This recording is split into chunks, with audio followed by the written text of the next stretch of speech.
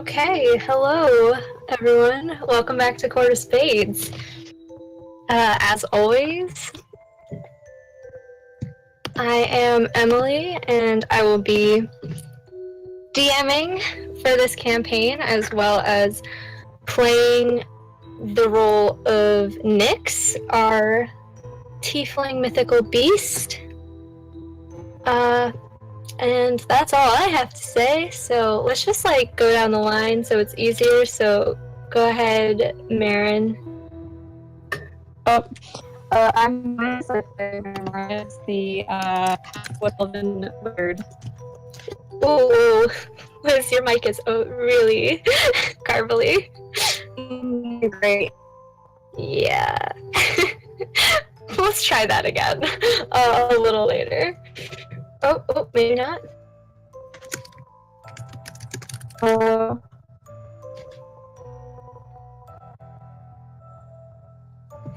Hello. Try again. Does that sound any better? A little bit. Oh, great. Okay. Well. Go ahead. You can. I can hear you clearly at least this time. Hopefully. I'm Liz. I play Marin Marlius, the half-elven wizard. All right. Yeah, we love. Go ahead, Pete. What's up, guys? It's Daniel again, playing Peter Lombon, the halfling bard. Hey, Prue. Hi, it's Zale, and I'm playing Prue Rawara, the sea folk swashbuckler. Val, if you're there. Okay, excellent. Hi, I'm Starry. I play Valtira, the ASMR Terramancer. Wes. And Gumby. I'm Lex. I play Gumby, the human cleric. Alright. And with that, that's intro's done. And I'm going to do a quick recap. Ooh, sorry about that. I'm going to do a quick recap of what happened last week. Last week, you guys entered the circus after reviving Jack. Cecilia... Oops. Hold on, there we go. Cecilia showed you guys her act, as well as introduced you to Marion, the ring leader of the circus.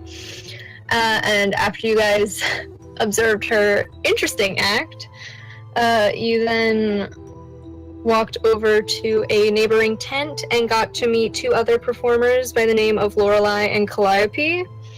And after their little introduction, actually, I don't remember if that was... I think then you played games, right? I think you played games after meeting Cal and Lorelei, although I could be wrong. Yes, no, you're right. Okay. So then you guys went to... sound any better? Does that sound any better? Yeah, I can hear you better. Okay, good. Yeah, so you guys went to play games. Peter got swindled by some carnies. Damn carnies. And I think... Oh, and Nyx got his ass beat by Marin at a wand shooting game. Which is why you never challenge a wizard to a spellcasting competition. After that, they were invited to dinner by Marion and Cecilia, and that's kind of where we left off. We left off with you guys entering the tent where you have been invited to dinner, and it is... The people who were waiting for you were obviously Cecilia, who led you there, Marion, who is present. He looks pretty much the same, except he is wearing... Where did I write it down? He is wearing a suit jacket and a brooch pinned to his collar that is in the shape of, the comedy and tragedy masks? He's wearing one that is just the comedy mask. And he is also wearing round, unusual, iridescent glasses. And next to him are two people you haven't met yet. One is a seemingly human man, and the other is a rabbit folk. Which, for those of you who don't know what rabbit folk is, it is exactly what it sounds like. It's just a large rabbit. And that's where we left off. So I'm just gonna launch straight into it then. So, Marion kind of holds his arms out to you in a welcoming gesture, and he's like, come in, please take a seat. And as you guys enter this tent, you notice something a little unusual. First of all, as I said last week, the table is like bizarrely long. It goes from like wall to wall pretty much. Like as soon as you walk in, you're pretty much at the head of the table, and you actually kind of have to walk around it to get to the side of it. And the other side goes all the way to the other side of the table. The second thing that you notice when you walk into this, because I don't think it would take a master of perception to notice this, is that all of the chairs, there's chairs at the table, but there's also stadium seats on the ceiling. So similar to how the arena was set out, like a stadium, that kind of seating, of course on a much smaller scale because this is a smaller tent. All of them are on the ceiling.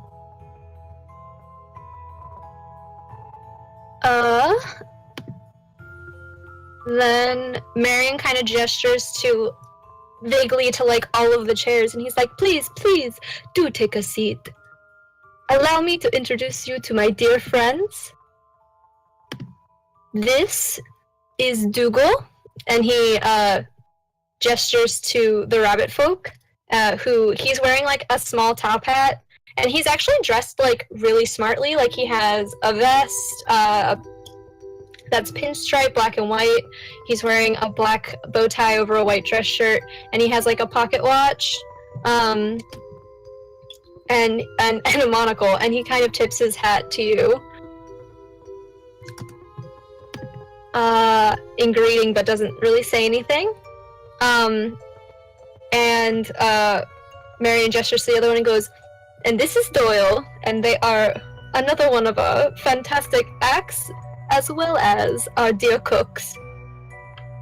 Please do join us.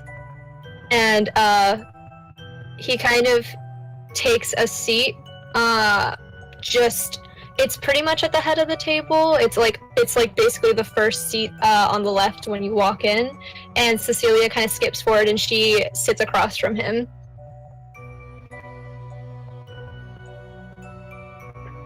I should also describe what Doyle looks like. Doyle's wearing something similar. Obviously, he's actually wearing a reverse pinstripe vest, as well as just stark white pants over a black long sleeve shirt, and he's wearing a white bowler hat with a playing card tucked into the there's like a ribbon going around it. It's tucked into the ribbon. Can I see which playing card it is? Yeah, if you want to make a perception check. Yes.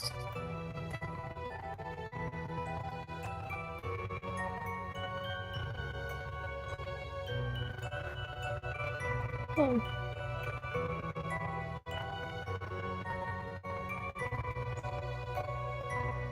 Marin doesn't see anything. That was the natural Okay. one.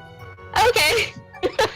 You don't notice anything. In fact, you probably barely notice that there's a playing card in his hat.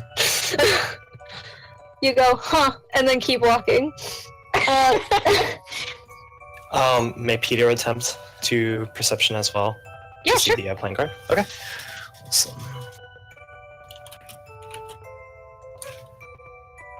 Uh, 12?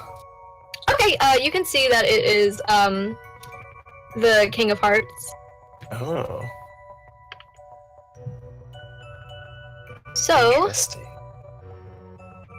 Nyx is gonna look down at Marin, and he's gonna be kind of like, I guess we should take a seat. He also kind of looks over at Jack, and Jack is like nervously playing with one of his braids, and he goes, Yeah, it would be rude of us not to. I mean, it's dinner, right? It shouldn't do any harm. How tall are the seats? The seats? I think they are, they're like normal seat height. They're not like one of those weird, like, high chair things that sits at like a bar. Oh, okay. So I don't think Peter will have an issue, sitting at this table. Well, I'm glad Marion's being very accommodating. Yeah, he's not, I mean, they're not like stools, but they're not, like island chairs either, so don't worry too much. So Jack actually walks forward and takes a seat next to Marion. Actually, I'm gonna say Dougal and Doyle have sat next to Marion, so Jack is actually sitting like 2 seats down from Marion, next to Doyle. And he just kind of like takes a seat and looks around a bit nervously. Is there a seat wait, you said Marion or not Marion? They were sitting on the left of Marion? Or like on like one side of the table from us? So like you're standing at the head of the table because there's no like chair that's actually at the head of the table. On the left it is Marion, Dougal, Doyle, Jack, and on the right is just still Cecilia right now. Okay. Well, Peter will go ahead and take a seat. He feels most comfortable in the middle seat. So. Okay, so is he going to sit next to Cecilia? Yeah, next to Cecilia. Who am I across anyone on the other side? Yeah, you're across from Dougal. Dougal? Okay. Yeah, Dougal is the rabbit folk. Alright, that was my objective. Okay. DM question: did you mention what race Doyle was? Because you did for Dougal, so I don't know if I. Doyle appears to be just a human man. Okay. I guess I sit next to Peter. Okay. Nyx is going to walk over and sit next to Jack. Marin sits next to Nyx. Okay. Go ahead. I don't know what seats are left, but I'll just sit in whatever's left. I don't really care. Okay, well there's like there's like 100 seats at this table, so do you want to sit next to like the performers / Jack, Nyx, and Marin, or do you want to sit on the side with Cecilia and most of your other party? With most of my other party. That's Okay, so you're sitting next to Peru. Okay, cool. And across from Jack. Nice. Val, do you have any preference?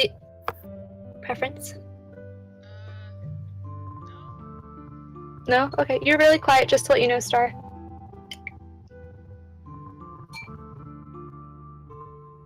Okay, do you want to sit like... Well, we'll try to even it out a bit. You can sit next to Gunby if you like. Okay. Okay, so you're on the right side of the table where Cecilia's sitting. So, as soon as Val takes a seat, you guys suddenly feel like a weird shift in the room, and you notice that it seems like the entire tent is rotating around you. And God damn it, I knew it. seconds before, when you were sitting on the ground, you are now sitting on the ceiling, and the stadium is on the ground. And before you, you see Dougal, and he is juggling teacups that you didn't actually see him holding before, but he wasn't holding them before. And he actually kind of chuckles to himself and then starts like basically throwing teacups on the table, and they're just kind of like... The weird thing about this is that you're not affected by gravity. It doesn't feel like you're hanging from the ceiling right now. But you feel like you know that this entire room just flipped. Like, we felt the momentum of it, but we don't feel like the gravity Yeah, exactly. Like, something is keeping you suspended to the ceiling, and it also is canceling out any effects of gravity. So, Dougal is dealing out tea, and then, he gestures to the center of the table, and a teapot appears, that starts self-pouring itself out to anyone, and everyone, basically. He's serving everyone tea. And, Doyle just kind of chuckles as he, puts his feet up on the table. Like a rude boy. And, he goes, "Oh man, I didn't think about a voice for this boy.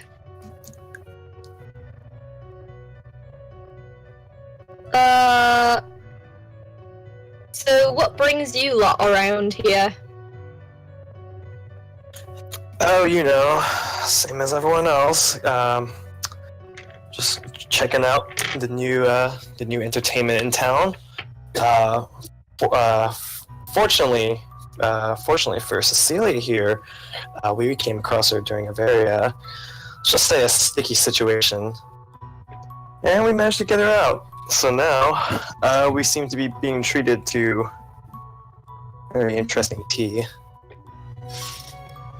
Oh, Dougal makes the finest tea. Isn't that right, Dougal? Fuck. Yeah, that's right, Doyle.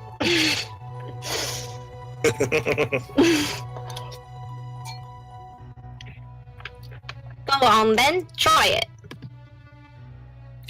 As you guys look down in these teacups, you notice actually that the tea is like really pretty. I don't know how else to phrase it, because it's just like there's a certain kind of tea that exists in real life that when you pour it, it kind of creates like the effect of one of those bath bombs that turns your bath to like liquid gold. Like they have a kind of like natural sparkle dust in them. So when he pours you this tea, you notice that it almost looks like a little like black galaxy in your cup, and it's sparkling. Well, Peter eagerly picks it up. He swirls it around. I'm assuming just like you described, like looking like galaxies, right? Mm-hmm. Well, Peter takes a mildly cautious sip. Like he only takes like a little bit, but just enough to like get a taste. Can I like roll to like possibly recognize the taste? Or I guess not recognize the taste. I'll tell you like... what the taste is. Okay, yeah. What do you think Peter's favorite dessert is? Oh no. Fresh blueberry pie. All right. Well, as he takes a big ol' tiny cautious sip of this, that's exactly what he tastes. It tastes like a fresh slice of blueberry pie. Well, immediately Peter follows it up with like a larger sip, and his eyes are just wide. So he's just looking down at this gold taste, and he looks up at the others with like very wide eyes of like surprise, and like continues to like sip at it because he really likes blueberry pie. Nyx kind of raises an eyebrow, and he's like, "It's good. I take it." He like finishes the cup already, and like gives it like a nice like exhausted gasp. Yeah. What's up? Are we still seeing everything in black and white? Yeah. Okay. Just wanted to make sure. All right. Mm-hmm. Everything is drained of color. Okay. As I said, this tea is also like a black swirling galaxy. But yeah, Nyx- Nyx is. Go ahead. Sorry, Nyx this cup and like sniffs about it. There you go. You're good. You're good. Keep going. He like sniffs it and then like tips it around in the cup, like really close to his face, like he's trying to figure it out. Okay. Nyx kind of looks over at you and looks over at Peter and like kind of imitates what you're doing, Marin, and like swirls it around a little bit, but he doesn't see anything except for the sparkles. So he's gonna take a sip. And when he does, he tastes warm funnel cake with powdered sugar. And his eyebrows like shoot up, and he goes, "Oh, wow, yeah, this is really, really good. Marin, you gotta try it.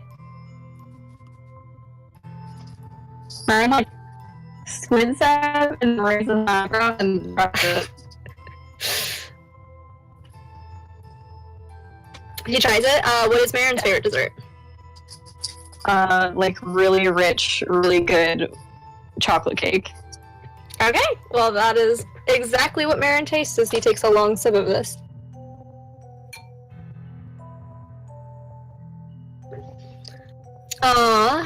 Let's see, who hasn't sipped it? Peru, Val, Gunby? Absolutely not. No, he's not. No. He doesn't like He's tea? very freaked out by the fact that like he can tell that this tent is rotating, so he is like not. No. Nope. Okay. Val or Gunby? Lemon squares. Lemon squares? Yup. Lemon. Okay, Val takes a sip of her tea, and that's exactly what she tastes, is a fresh lemony pastry. Gumby, takes a sip of his tea, and it just tastes like, home-baked chocolate chip cookies. Yummy. Aww. Wow, I'm gonna get Dougal and Doyle confused a lot. Dougal looks kind of smug as he takes a sip of his own cup, and he goes, "That's right. Oh wow, that was ace. Never mind." I already forgot what. Yeah, that's right. Dessert to your delight. That's what I like to call it. How do you get blueberry pie in a cup? Where do I buy this? I swear to God, where can I get this? He kind of laughs and he's like, "There's no buying the talent that goes into making a cup like this." Listen, you would make a fortune Wait, hold back on. in the hills with the halflings. They would buy these things by the gallon. Peter. Mhm. What'd you say it tasted like again? Tasted like, he like jokingly like wipes like a fake tear from his eye, and he's just like, tastes like freshly baked apple pie or freshly baked blueberry pie, just like Aunt Suzanne made back home.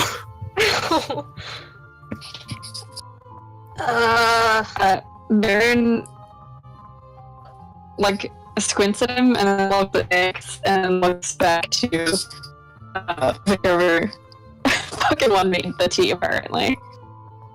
Dougal. Yes. He kind of like smirks at you and he goes, I take it that blueberry pie isn't your favorite dessert. I'm gonna fuck that voice up a lot, I can already tell. Oh, no, it would not be. Wiz, your mic, it die. Hold on. Okay. To everyone else in the party, just to let you know, Wiz got new internet, so their fucking connection is wonky sometimes. Can you hear me? Yes, I can. Okay. He just Oh, said, just kidding. No, I but- cannot. um.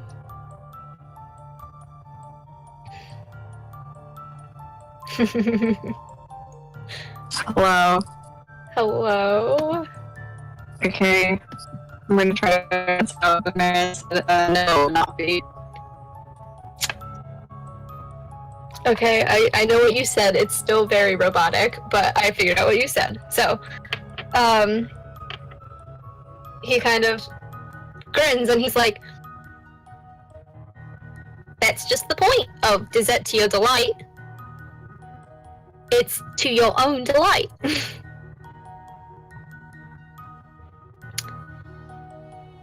After all, mine tastes like warm apple crumble.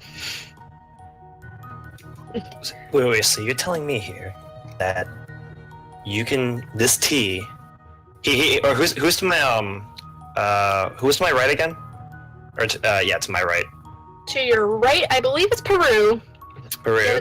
Yep. Oh, Peru didn't forget. Who was to the left of me? Or, yeah, to the left. To the left of you is Cecilia. Cecilia. He looks down at her and is like, what does it taste like for you? She kind of blinks up at you and takes a sip of her own. And she kind of like hums happily and she goes, brownies with vanilla ice cream. He looks back at was it Bugle? Dougal. Or Dougal. He looks back at Dougal with like a bit of a smirk. Is like, look up the long bottom name, and show him this stuff, and you're gonna make a lot of coin, my friend. Dougal, what's it? You have a last name, friend? I'm sorry. I apologize. I should have introduced myself. Peter Longbottom. Oh, it's nice to meet you, Peter. I don't actually have a last name. Dougal's kind of my only identifier. That's how it is with us rabbit folk. But I appreciate your business proposition, but what kind of employee would I be if I was marketing my special recipe outside of the circus? You'll have to pay admission to get a taste of this. Peter looks at him like somewhat confused, like, wait, you... Oh, you're not a guest, you... Oh, are you part of the you're part of the circus? Or you're part of the performance? Oh, yes, my friend, that's what Marion introduced us. We are actually not only performers, but we are chefs for the entire caravan. God. He looks over at Marion and is like, you are one very lucky circus owner. Marion beams that familiar grin at you, and he goes, The Blonde family would pay a heavy fortune. Not even for the recipe, but for him, they would pay a lot, and even doubly so just for the recipe. Marion kind of, his smile doesn't waver, but he kind of glances at Dougal, and Dougal kind of looks back at him with like a bit of a confused expression, and he kind of chuckles nervously. He's like, I'm not really into indentured servitude. But bring the family here, maybe I'll make them a cup. Oh, sure, I will. He kind of mumbles to himself and just like, father should hear about this. My father will hear about this. Father will hear about this.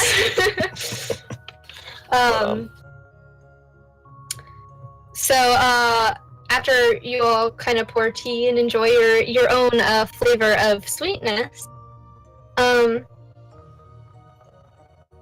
one by one, you see kind of a, I guess it's like a hatch, basically like a trap door on the ground. It opens, and through it, you see, Doyle actually, he is reaching towards it and kind of like, just like twirling his hand. And you see incoming are plates, silverware, and following suit is a meal of... It's not really what you'd expect when someone invites you to dinner. It actually seems like it's comprised of a lot of sweets and sandwiches and just like kind of a sort of array of it almost seems like everything here is like a finger food to an extent. And Doyle goes, hope you don't mind. We went for more of an evening tea direction with this meal. It was kind of short notice, after all. And he kind of like glances over at Marion, who sheepishly like shrugs, and he goes, I didn't exactly expect these honored guests to be in our presence tonight. And Doyle kind of scoffs and shakes his head. He's like, yeah, that's what you always say.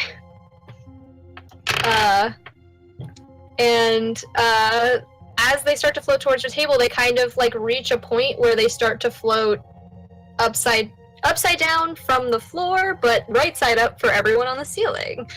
And they just kind of all settle neatly onto a plate in front of you, and there is now an array of food within your grasp. Nix, who was very pleased by the tea, Jack as well. Jack actually looked like his eyes like glimmer when he sees some of the pastries that have been set out. There's like macarons and little like almost like cookies that look like, you know, like Milano brand cookies, like the shit. Oh, the A+. Yes. The quality stuff. The top quality cookies. It's like a bunch of cookies that look like that. There's little tiny tea cakes. There's a big old pound cake that you can kind of cut up that has strawberries and cream spread across it, as well as an array of sandwiches. Some of them have like fish on them. Some of them have chicken. Just a selection of like really good like tea time foods. And there's also soup and salad. Well, Peter starts running for the macaroons. You and Jack actually almost try to swipe the same one, and Jack laughs and takes the one next to it. He's like, sorry about that. I really love macaroons. It's actually what my tea tasted like. Oh, me too, buddy. Me too, pal. He starts eyeing it. He starts like just like looking at it, just admiring. Jack just like Jack, normally a person who's very polite and mild-mannered, just fucking shoves it in his mouth and kind of hums with pleasure, and he's like, "These are amazing." Peter kind of mildly rolls his eyes at Jack's poor table manners and takes a bite from the macaroon. I'm assuming it just tastes like a regular one. It tastes like a regular macaroon, but you get that same feeling. You ate some of Peru's cotton candy, right? Yeah. Yeah, you get the same kind of feeling where it kind of fills you with like this warm happiness, almost like the instant sugar rush that I kind of described earlier. Like you get the same kind of like tingly happy feeling. I see. Real quick, I'm just gonna roll something. Jack noticed that you rolled your eyes, and he kind of covers his mouth and dabs a napkin at his mouth and looks a little embarrassed. He kind of goes, "Oh, pardon me, I think I got a little overexcited." Peter just giggles a bit. He's like, "Oh, don't worry about it." Nyx, however, has reached for 3 sandwiches and has piled them onto his plate. One of each kind. And he actually, I'm gonna make a quick perception check for him, because he's kind of like looking around the table. Wow, I really need to fill out my stats. Okay, that's a 16. He notices that you are like not drinking your tea, and he kind of like threw a mouthful of food, which I will now fully work thanks to my dinner. Peru, yeah, in.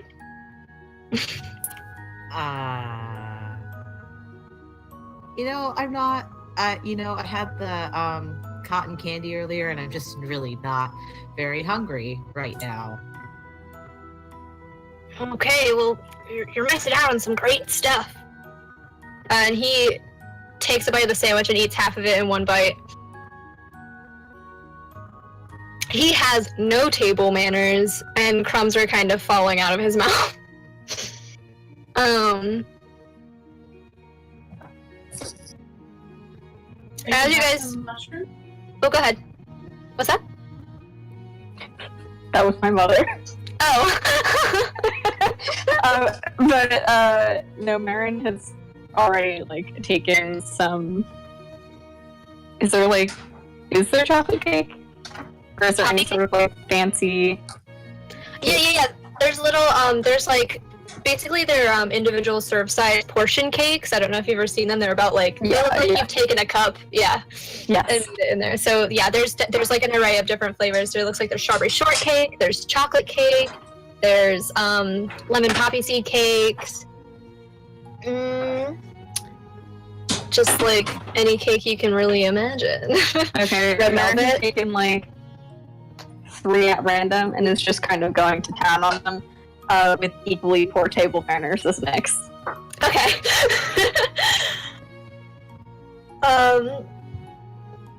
As you guys are like, if any of you want to like pipe up and just tell me what you're eating, go for it. But I'm also going to talk about Dougal and Doyle. Doyle still has his feet up on the table. He actually doesn't have a place set out for himself, so it's kind of clear that he isn't eating. Dougal, however, is eating. He's actually gathered a lot of salad on his plate and a tiny little carrot cake. Not to perpetuate rabbit stereotypes, he just likes carrot cake. Can I ask, are there like fresh fruits on the table or anything like that? Yeah, there's like little fruit tarts basically. So like they're in a little pastry shell, but like it's just like a fruit tart is just fruit in a pastry shell essentially. Okay, but no, like, not messed with. There's not like a fruit bowl on the table. No, everything's kind of baked into something or a soup or salad. Okay, then Peru's still not eating. Okay.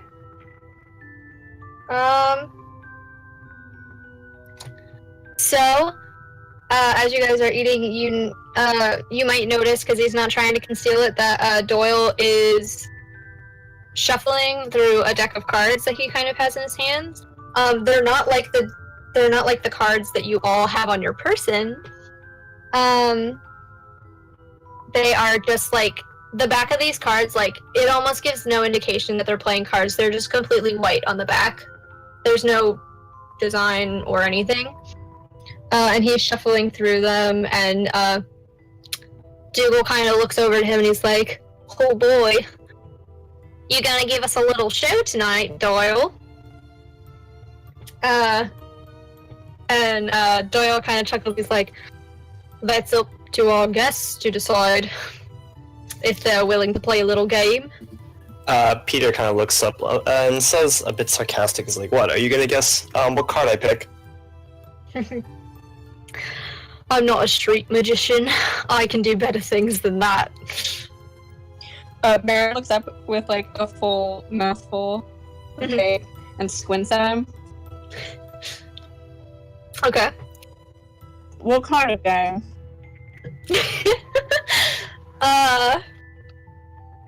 He kind of raises an eyebrow at you talking through your mouthful, but he smiles and he leans forward, taking his feet off the table, and he kind of spreads them out in his hands like a fan and then takes them back together, and he's doing like that thing where you can like flick them from one hand to another, and he's like,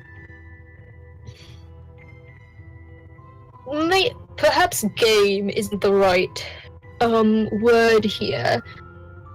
Magic show definitely would fit it better. I can do little tricks, you see, depending on the card that you pick. And he folds them out like a fan again, and he kind of extends it towards you, and he's like, "Care to choose?"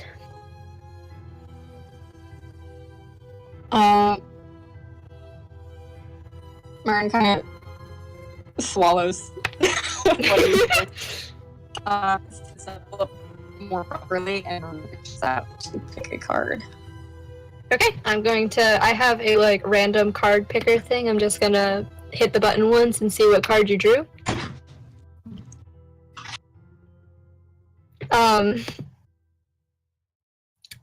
It is the 6 of Spades. How apropos. You picked the 6 of Spades, and he goes, okay, you don't have, obviously I saw which card you picked, so, you can just hand that right back to me, and I'll do my little magic on it. So he takes the card from your hand, and, places it on the table and presses his palm, down on it, and you see, faint white light kind of glow from underneath his hand. And when he lifts his hand, a spectral image of a white dove appears under his hand and flies out of the card, and actually like a few more follow out of the card after that, and they start to fly around you and kind of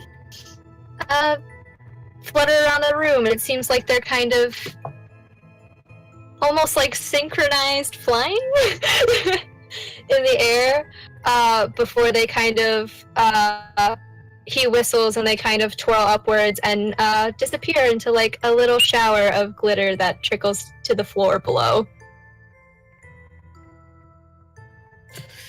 Peter gives a. I don't want to actually whistle because I don't want to actually sound really shrill on the mic, but he gives a whistle. All right. Of like impression level or of like being impressed, like, Nyx chuckles and kind of elbows Mara, and he's like, "Hey, that's kind of like what you did with fences." Your cat like looks around and like watches him, and just says, "Yeah, kind of is."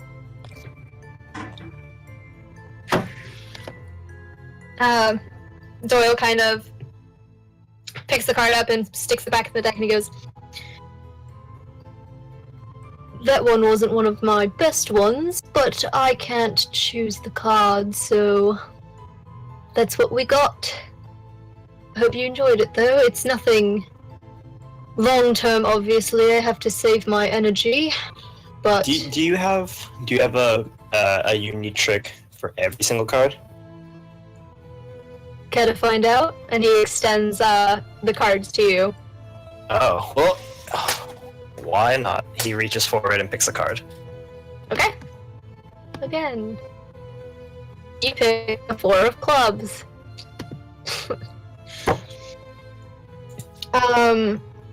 He goes, "Excellent choice," and takes it back from your hand, sits it on the table, and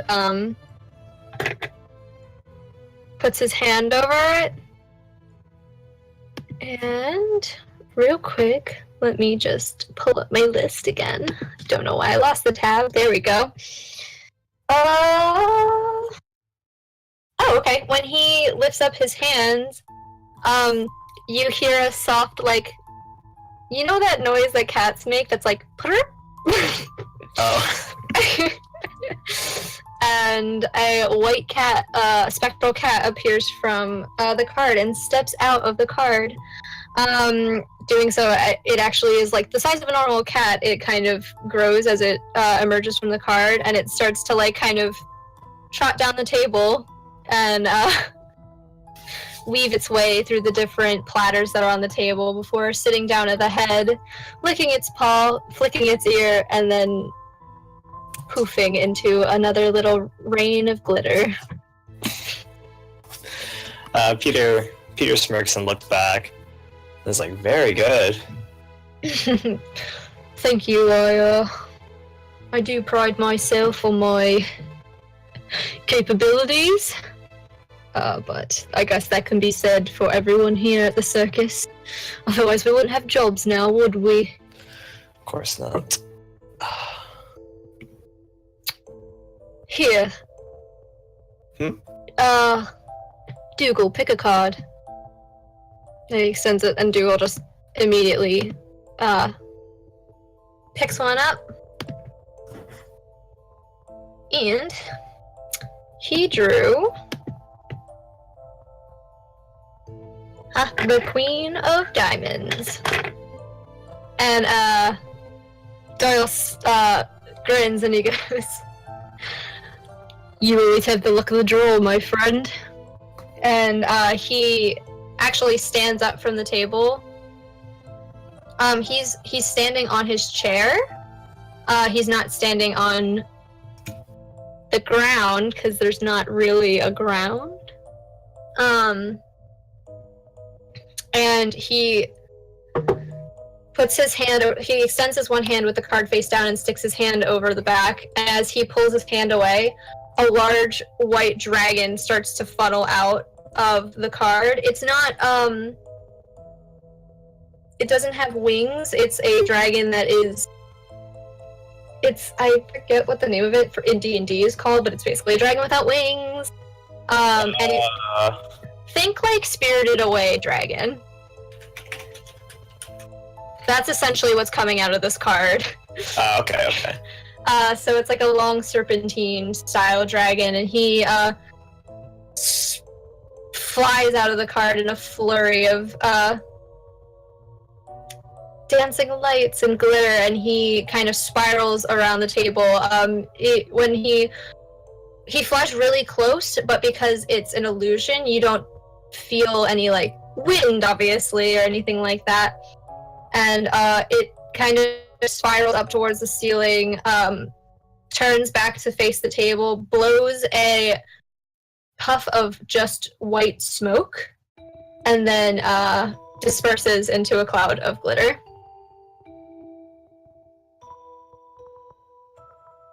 And Doyle kind of takes a bow and sits back in his chair where Dougal is like sitting, like, as well as Marion and Cecilia.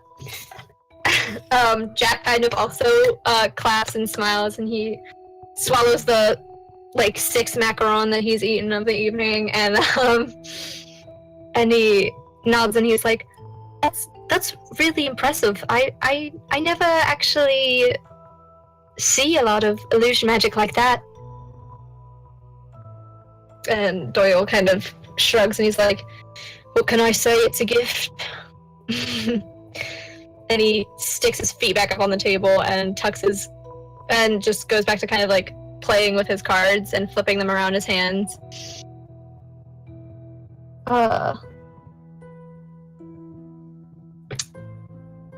So yeah, does anyone want to talk to anyone else at this table? Mary's at this table, Doyle's at this table, Dougal's at this table, Cecilia, Jack, Nyx, and then everyone in your party.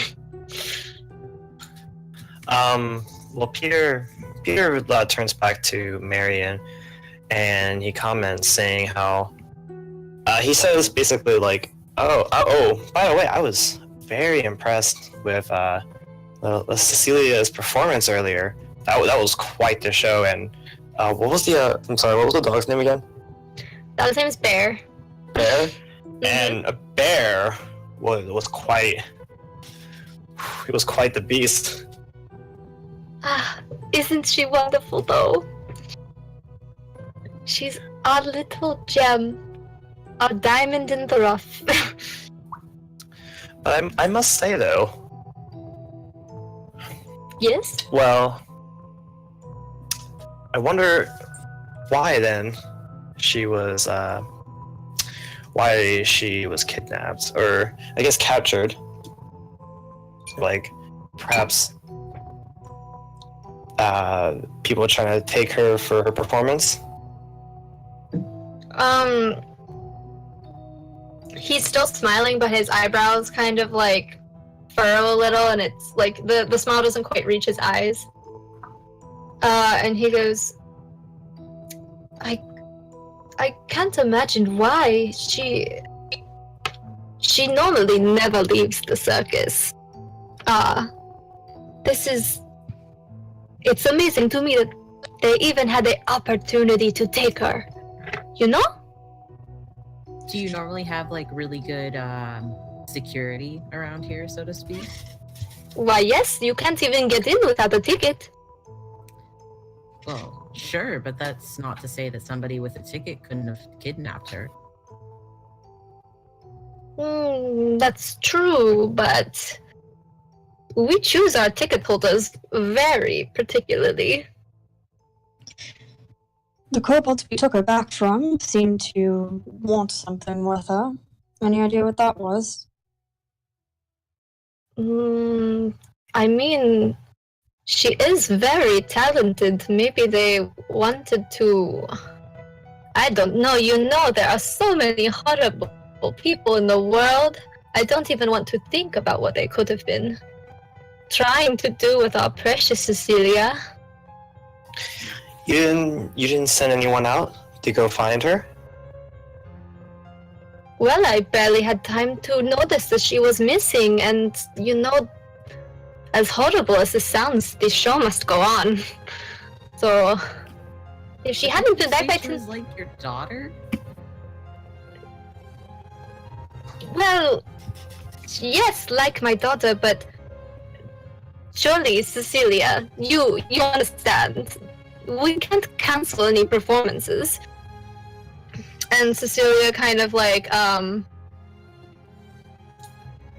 pushes like a little bit of crumbs around her plate, and she nods and she's like, I know how the circus works. I understand why he didn't send them out. Anyone after me. There's not a lot of time in between every act, and it's Marion's responsibility to run everything in the circus, and we can't close the circus once it's been opened. So, I mean, you know, with the schedule and everything, we have to cover everything in the schedule. So, I'm sure eventually he would have sent someone out, right? And Marion, like, clutches his heart dramatically, and he's like, of course, you didn't let me finish. I was about to say, as soon as our last show was over, of course I would have sent out as many people at my disposal to find our precious girl. At that point, it might have been too late. I guess what I'm saying is, wouldn't your patrons be understanding enough to know that if somebody from your circus went missing, then surely you must go find them? Well, I think you overestimate the understanding of patrons of our circus. They are very demanding, and our tickets are very rare and limited. So, you can imagine securing one and then ending up at nothing? A show that doesn't happen? Wouldn't you feel robbed? I don't think it's in Cecilia or mine or anybody's best interest to cause a riot or a scene back here. This is her home, after all. Well, then, I would think that, as you said, you choose your patrons. I would say then that you are choosing the wrong patrons. Peter kind of raises his eyebrows a bit.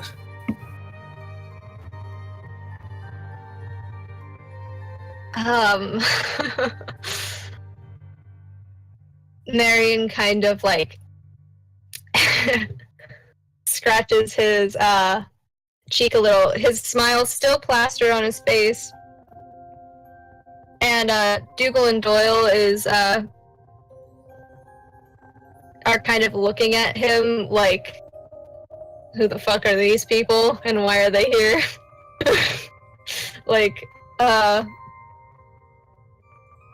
And Marion kind of sighs and shrugs, and he's like, well, honestly, it's not entirely up to me who we invite.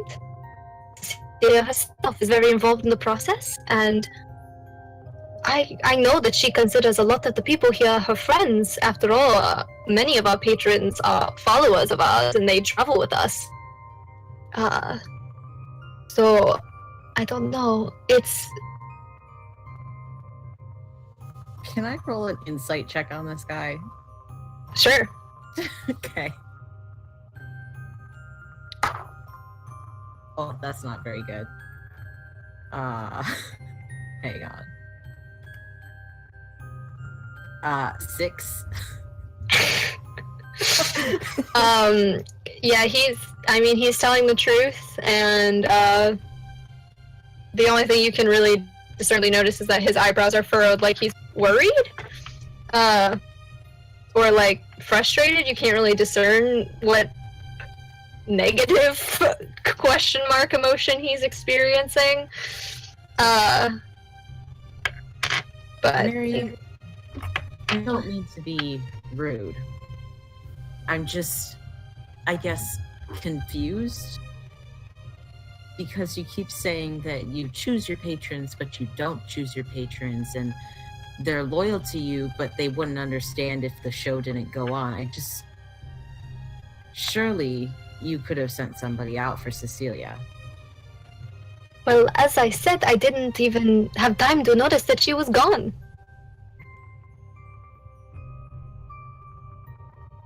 This show is an hourly thing, and I am in charge of running every aspect of this circus when I don't... It's going to sound harsh, but I don't have time to keep a head count of everybody all the time. And Cecilia, as dear as she is to me, and you are very dear to me, my dear, and he kind of like reaches across the table and like pats her hand, and she smiles. He folds his hands back again. He goes, she is little, and little ones go missing sometimes.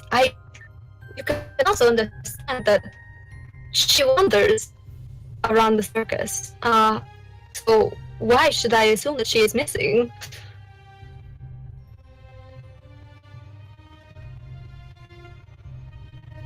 I don't know, I guess I would just say that my mother kept a better eye on me. Peter kind of leans over and whispers to Cecilia. It's like, it's okay. I always snuck out too. She kind of giggles and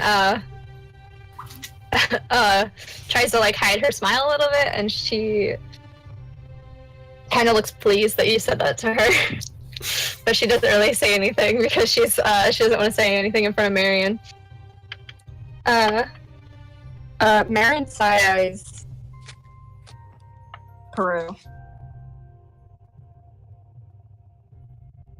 Are you talking to me? Because I can't hear you. I said Marion side eyes Peru. Side eyes. Oh, okay. Am I breaking up again?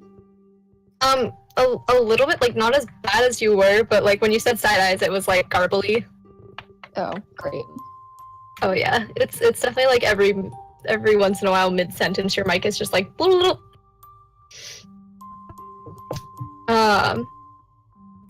Real quick, what's Val doing? Huh? What you up to? Got any questions? Got anything you want to say? Enjoying a meal? I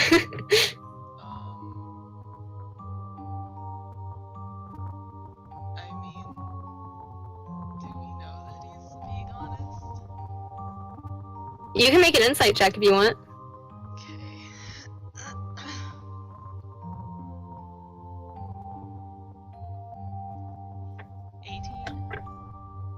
Okay. Okay. With an 18, that you definitely notice that there's like blatant concern in his eyes. Like he seems to be kind of like fidgeting, and there's nothing like Concern that she was missing? Or concern that, oh no, they're asking questions? there is no way you'd be able to discern what kind of concern is in his eyes, but that's what you notice about his expression. He's very fidgety. He's kind of like, this is the most uncomfortable he's looked since you guys met him. He's normally a very confident, presenting person. He seems to be like, his body language is kind of closed off right now. Like you're backing him into like a weird, awkward corner almost. And he is very visibly uncomfortable with the kind of accusational tone of this conversation. Okay. Okay. Well, Peter asks Marion to kind of change the topic. Like, so how long again did you say you were planning to stick around in the? I'm sorry, I need to actually take notes because I always keep forgetting the names of the regions. That's okay. You're in the Evermore right now. Mm-hmm. All right. So yeah, just how long do you plan to continue your shows here in the Evermore? He looks at you, and his eyebrows kind of his body kind of relaxes a bit, and his eyebrows unfurrow, and he actually looks like a little bit like a silent thank you, like the look that he gives you, and he seems a little like he seems to almost immediately snap back into that like chipper persona, and he's like, oh, you know, as long as we are welcome here, as well as long as we are wanted here, you know, we travel where the people are, and right now the people are here. Here? Peter gives him a bit of a puzzled look, just like here.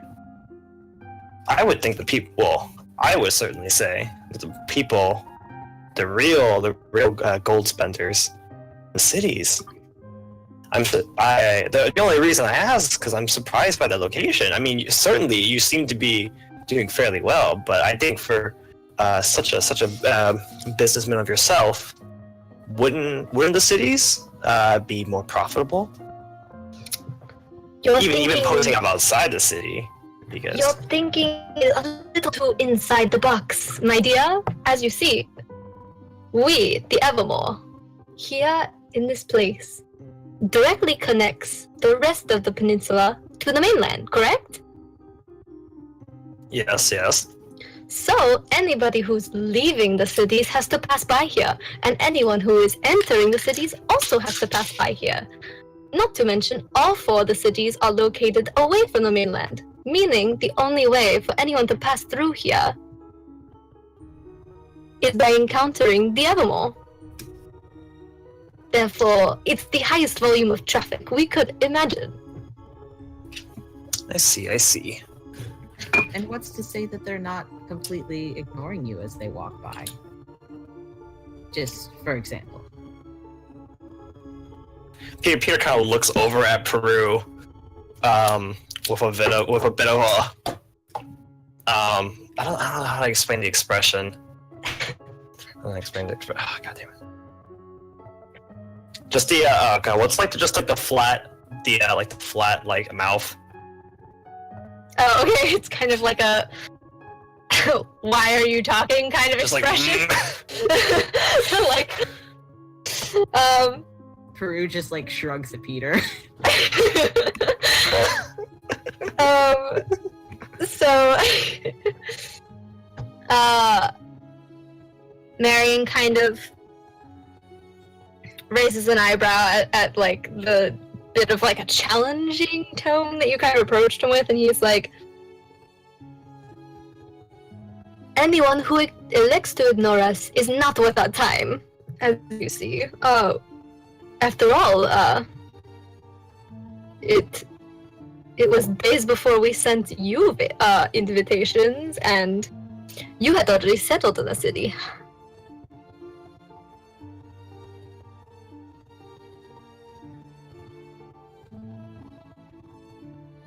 Peru just kind of shrugs again, and he assumes a position very similar to who is it, Dougal or Doyle, with like his feet up on the table. Okay, yeah, like Doyle. And he crosses his arms. Marion's kind of like, anyway, you see, we are unique in the sense that we don't seek out people. Well, actually, we do seek out people, I suppose. We are the ones that invite people here. We do not allow people to just simply approach us. Hence, also setting up in the middle of the Evermore, where we are not, as approachable. Only people we believe who are worth coming here would be able to brave the Evermore, after all. So you use the Evermore as a sort of filter. Exactly! Narrow down the audience. Exactly!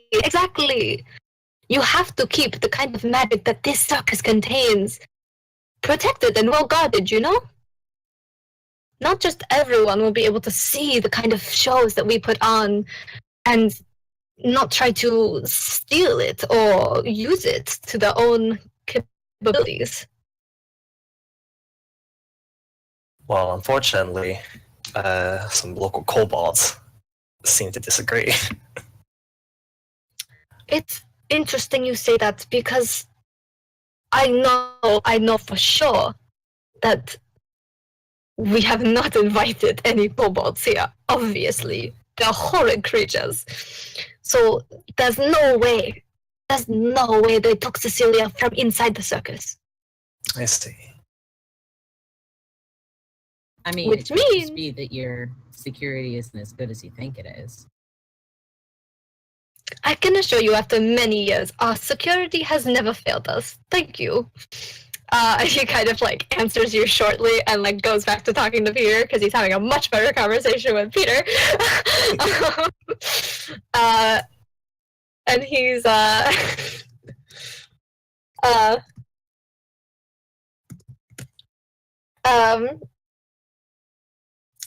he kind of looks over at Cecilia. He's like, which means, Miss Cecilia, you must have been very naughty and wandered out of the circus. That's not something you're used to doing. So I hope it was a good. I hope you have a good excuse because I will be discussing that with you later. And Cecilia kind of like turns a little red and looks at her lap and like nods, and she's like, "Yes, Marion, I understand."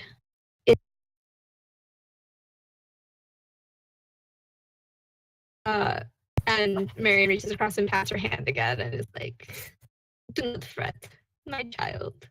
I am not angry, only concerned." I'm not mad, just disappointed. uh,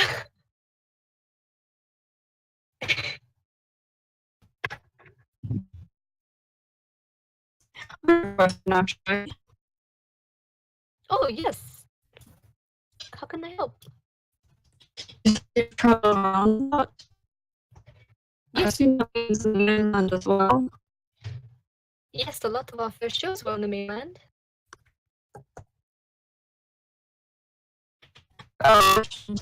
Cities.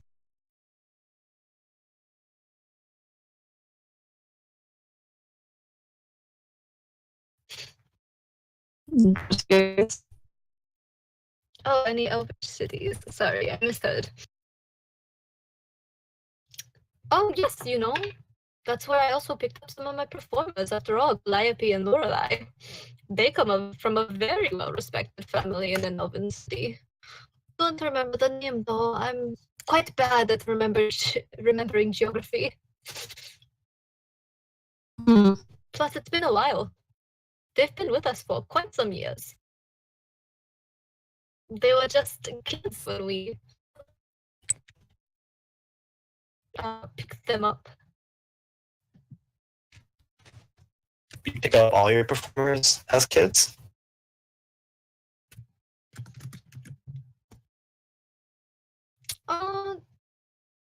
No, not all of them.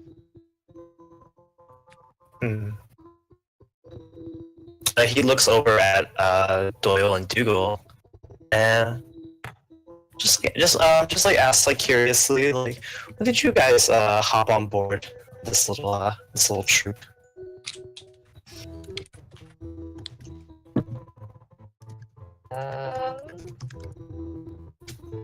Yeah, let's think. Wow, too many voices.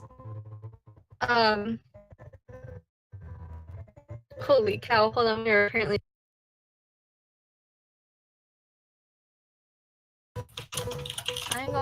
I'm going to hang up and come back in. Oh.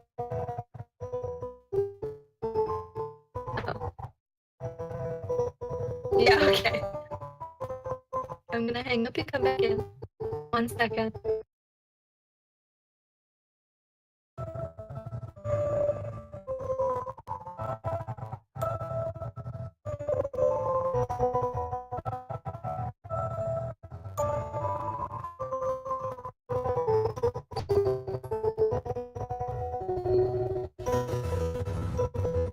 I hear it now.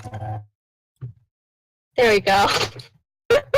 I apologize to everyone. I don't know what was happening. I think Rhythm's having a bit of an issue with its connection right now. May have been throwing my connections for whatever reason. That's so weird. It sounded normal to me until I'm so sorry. It sounded normal to me, which is very weird, until I disconnected and reconnected. I kind of want to. I'm gonna take a pause for you real quick. I remember what question you asked Detroit, so don't worry. I'll answer it in a second. Is there anybody watching the stream? Just Sale, according to this page. I'm gonna try to listen and see if Rhythm sounded that bad on the stream.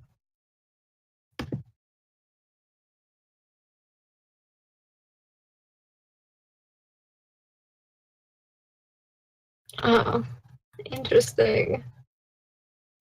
Caught up too quickly. But I have a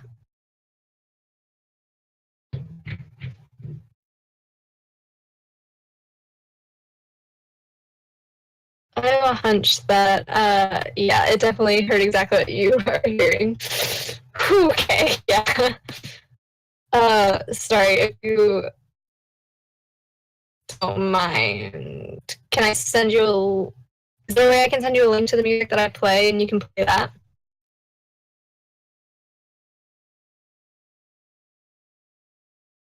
Okay.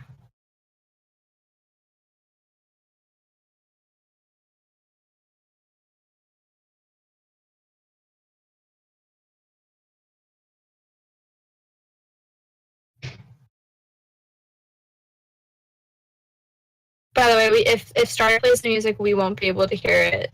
It'll just be like for the stream. But that's okay. I don't. The only thing I have is like one thing that I was hoping to play, but we'll figure out. We'll cross that bridge when we get to it. Maybe Rhythm just needs like timeout for a bit. Yeah, I'm gonna hope that's it. Maybe I'll even try to see if Hime will help me. But does my audio sound okay? Yeah, you sound crystal clear. Okay. Is mine fine? Speak. Better now than it was. My audio okay? Yours is better than it was, but it's still definitely like it breaks up like Oh, shaky. yeah. Okay. Well, I basically have the same thing with you guys, and at this point, I don't know how to fix it. I disconnected my entire internet box and reconnected. So That's so I weird. think, did you just do it just now? yeah, a couple minutes ago. Okay. That probably explains why it sounds a little bit better. Maybe also just give it a couple minutes. Yeah. I know what's it late at night. Sometimes internet speeds can go down a bit. Yeah. Okay. Gonna just quickly resume. Sorry, here's the link to the music I use. I you know how to do the loop thing on YouTube where it plays in a loop?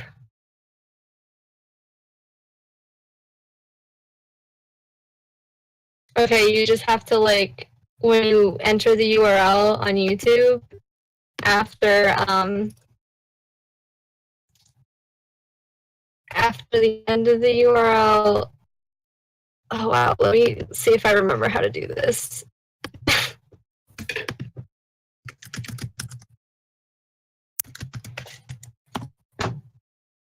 Quickly Googles.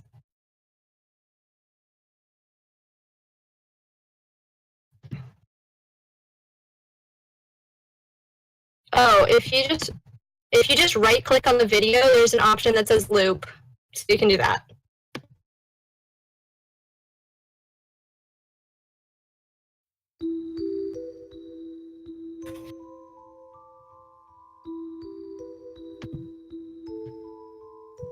Pause, thanks.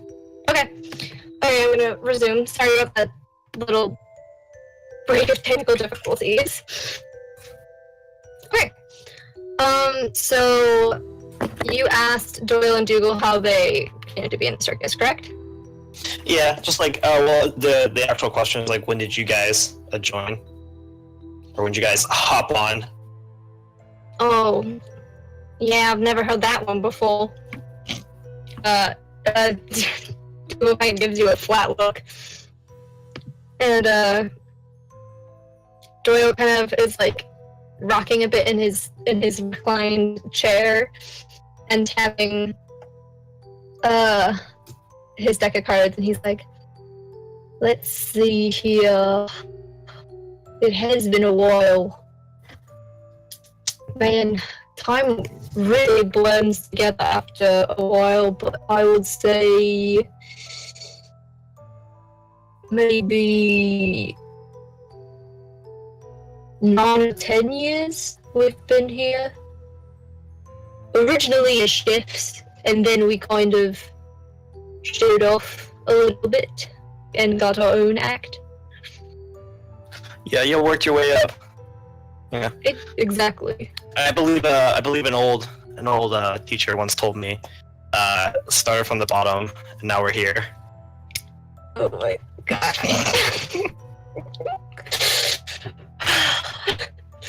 Longest deep sigh ever.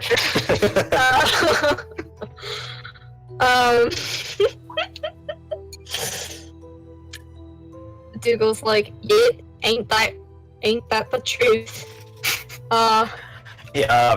He looks back at Marion, and it's just Cecilia earlier also we met showed us there's 2 acrobats of yours, I believe, Calliope and Lorelei.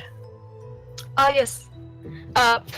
Yes, Calliope and Lorelei, aren't they just splendid? They are so talented. Well, the show hasn't gone on tonight. Will you be staying and watching? Oh yes, of course. Actually, hold on. That actually reminds me. He turns to Cecilia, and Cecilia, I think I left my flute there when we went to go speak to them.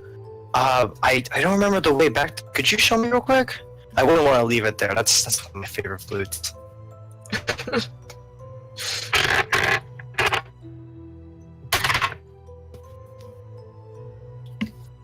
Give me 2 seconds to pull the character sheet.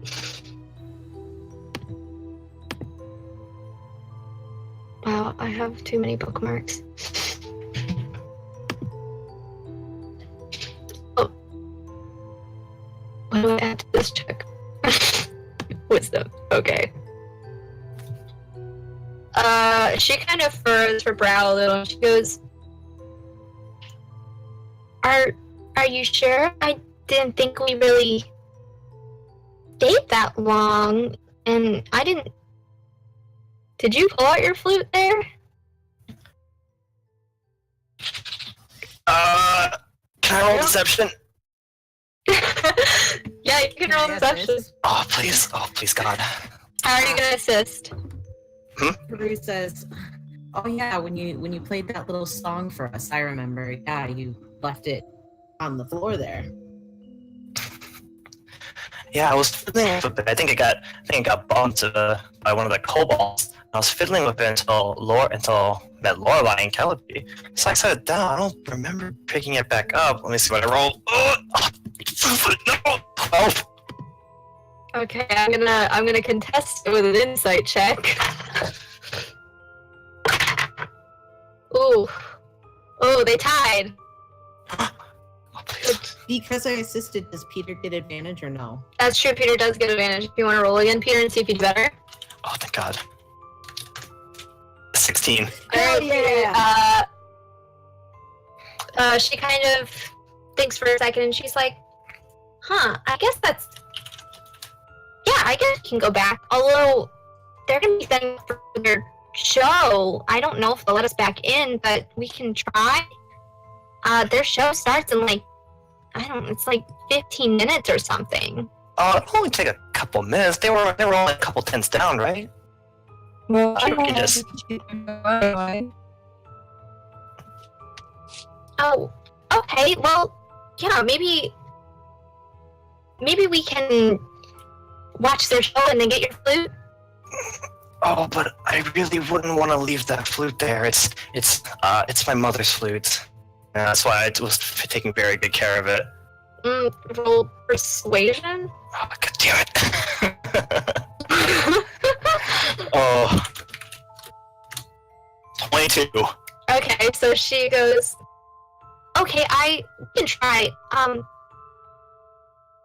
Do you mind if we're excused? And she kind of... Oh, yes. Yeah. Just like, well, Marion, we wouldn't mind at all. We'd be back. I still have a couple more. I still have, still much more interested in your other performers, but I very much do care for this flute. You know, sentiment with your first performance piece, if you will. Yes, of course. I don't think... We've practically finished our meal anyway. It wasn't very large, but, So, I think if you go there, then... You might as well just stay at the show. We can wrap up, yeah. It's fine.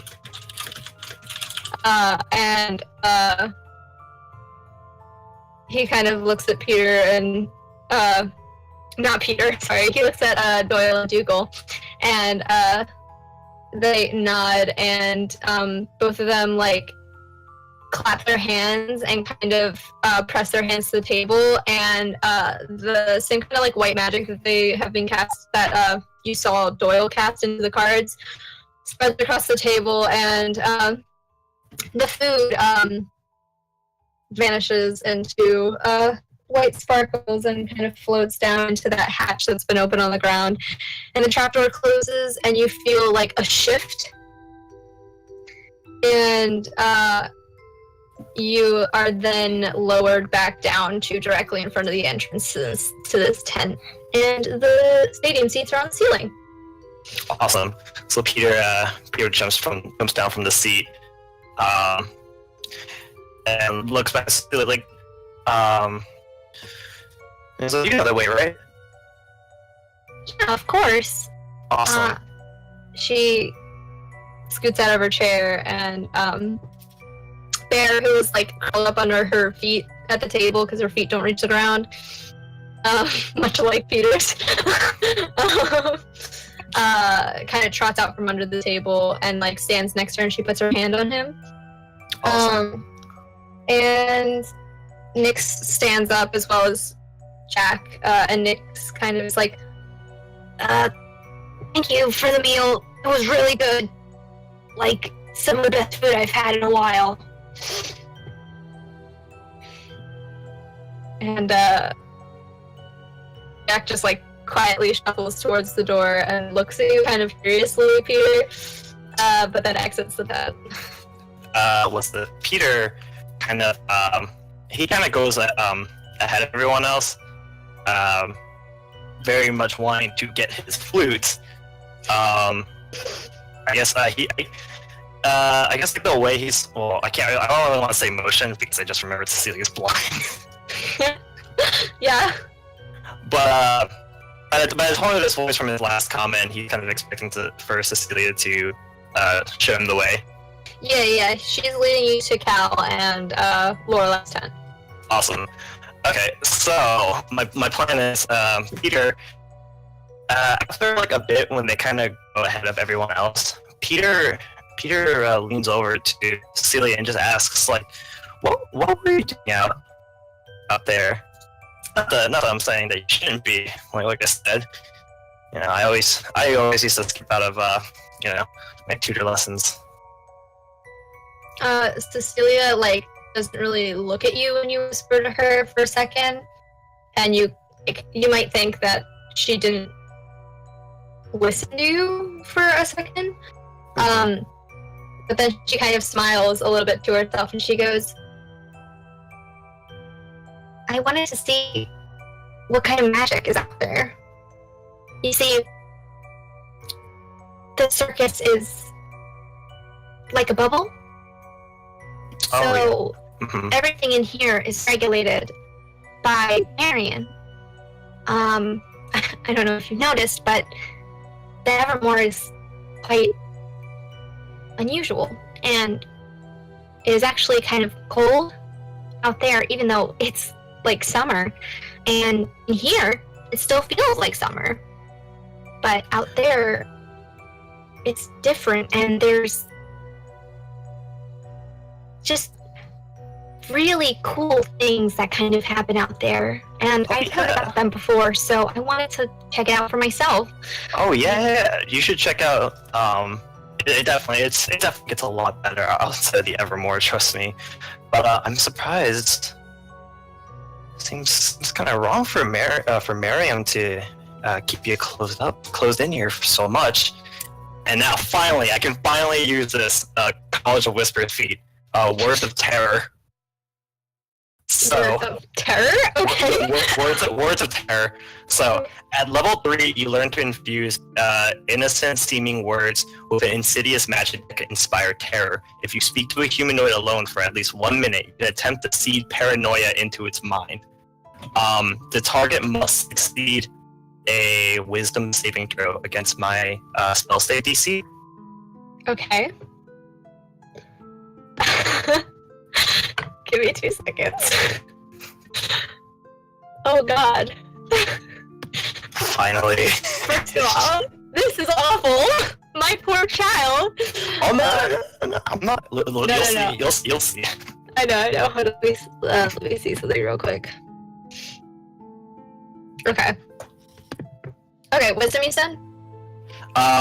It has to throw against my spell save DC, which is, I thought it just 14. That'd be 14. But it's a wisdom saving throw, right? Yes, a wisdom saving throw. Okay. She rolled an 18. No. Okay, well, on the bright side, if the target succeeds on its saving throw, the target has no hint that I just tried this. So. Okay. Oh, wow. Peter. I'm so sorry. I kind of wish I failed the saving throw. No, it's fine. No, it's fine. I also have I have another backup. But yeah, Cecilia does not suspect a thing. Okay. She shrugs. She goes, "It's not like I'm a prisoner here. I like it here, and this is my home.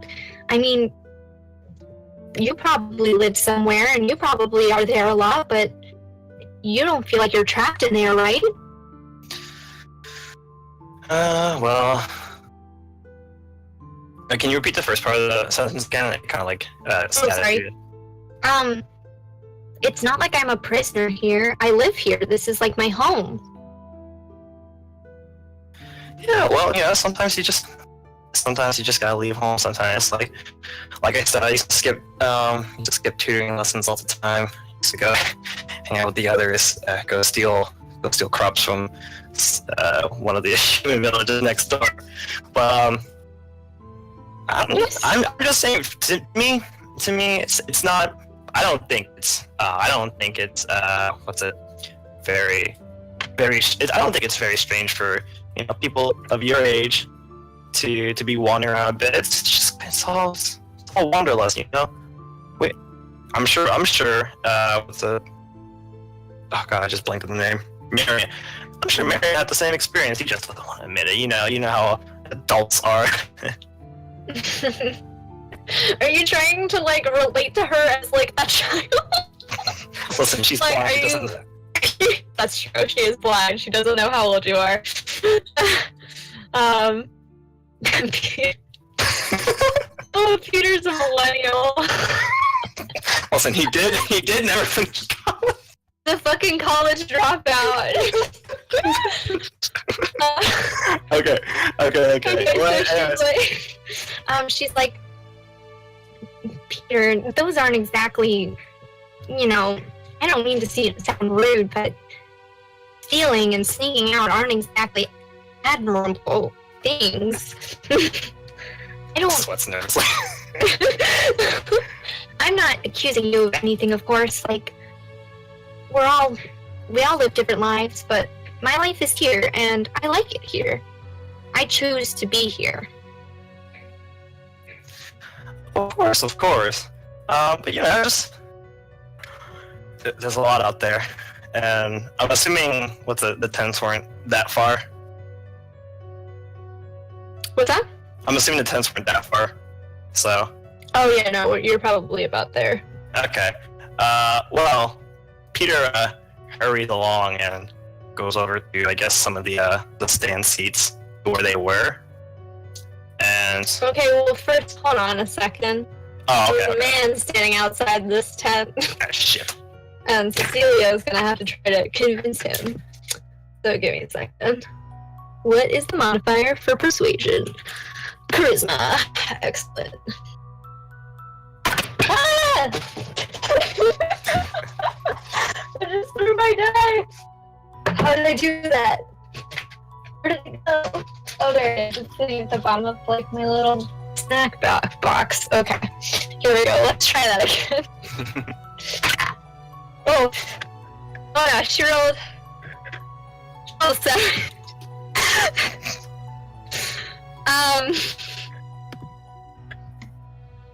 She turns back to you after talking to this man. She goes, I don't think he's gonna let us in.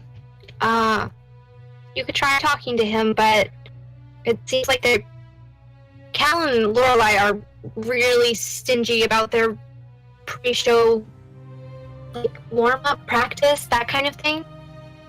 So they might not even be able to talk to us.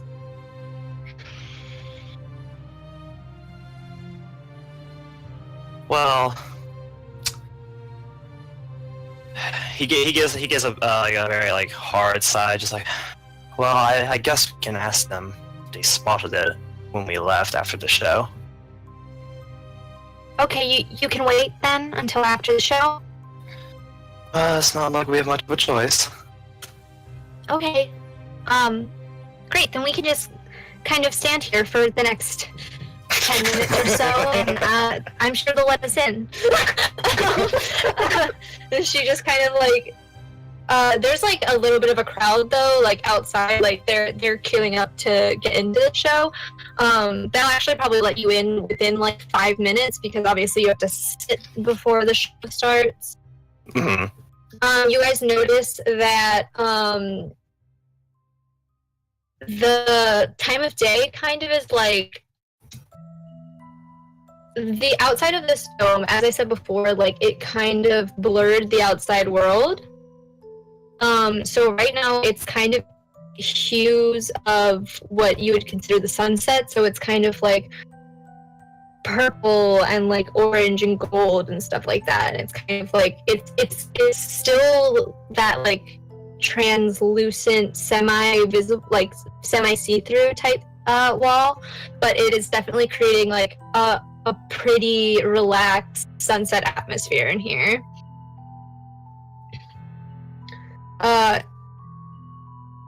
Does anyone want to make a general perception check? I do. Okay.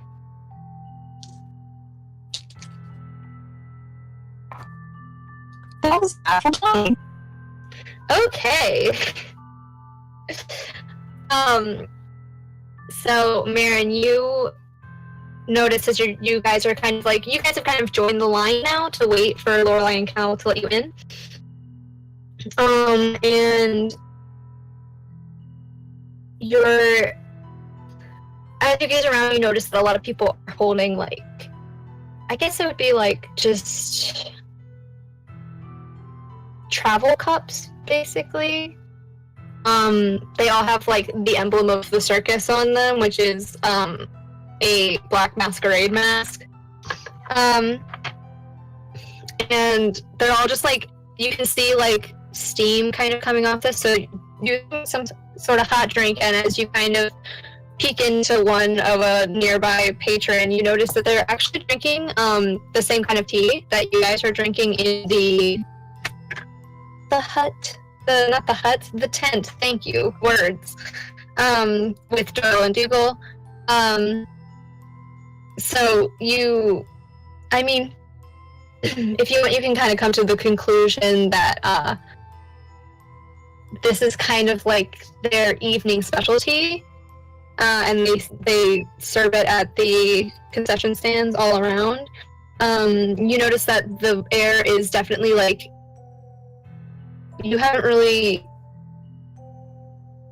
thought about it until now because it is normal temperature for the time of year, but it is warm in here. And like, the other thing you kind of notice is that other than the sound of the circus music and the quiet chattering of the people around you, as well as like any of the music that's coming out of the individual games and concessions, you can't really hear anything else. So like anything that might be living or happening in the Evermore outside of this dome is clearly being like kept out because of this like bubble wall that they have around it. And that's what you notice. So does anyone want to do anything in like the short period of time you have before Cal and Lorelei, or do you just want to time skip 5 minutes? And I would like to, I guess, see if I remember, because I drew the map or whatever, but I still need to like, I know the Elvish names of things, but I wanted to see if I could fill in like where we've been so far and kind of put a name to a tent, as it were. okay. So like, I guess you've seen the map that I sent you. Which of those tents have we been to? And like, obviously Cal and Lorelei are one, and then the dinner place is another. Which 2 tents are those? Would I know that? Yeah, you know, based on like location and stuff like that, since you walked around. So hold on, let me pull up my very official DM map, aka I drew it on a paper plate. So Cal and Lorelei are the first tent to the left of the entrance. Okay. The one called Mil-Osi Miath. And the one that you just came from is the one in the back to the right, next to the games, called Sivasia. Okay. All right. Thank you. Yep.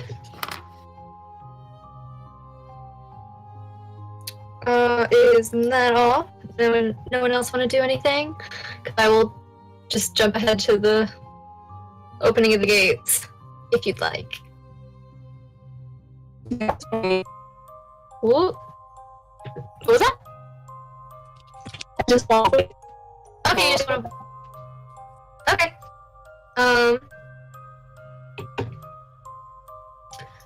Alright, so you guys, after waiting in line for about 5 minutes and kind of just watching as the other patrons buzz about, and quite a few of them joined the line for Lorelei and Cal, and it gets like, obviously not a lot of time passes, but you do kind of like notice that it is gradually getting dimmer and dimmer in here, like it is getting later into the day. So you hear a small like ding, and the lights under the tent kind of like, you can see at the bottom of the tent that they kind of like burst on, and the man who is guarding the entrance to the tent reaches over and secures it open so that the doors open and you all may enter. Where do you want to sit? Do you want to sit? Okay. Peru is also sitting front row. Okay. Nix is gonna follow Marin. I guess I'm sitting front row too. Yeah, Peter's gonna join along in the front row seats. Why not? All right. Gunby?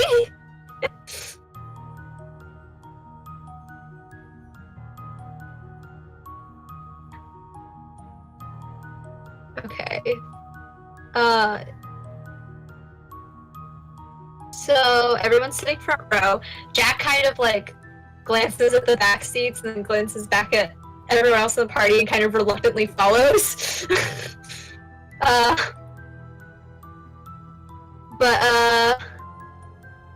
Oh, give me 2 seconds. I have to think of something. Anyways, can you remind me what that is? Like, can you can send it to me in a DM if you want, but okay.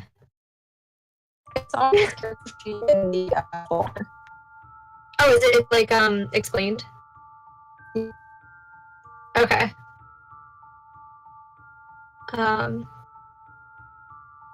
We talk too much.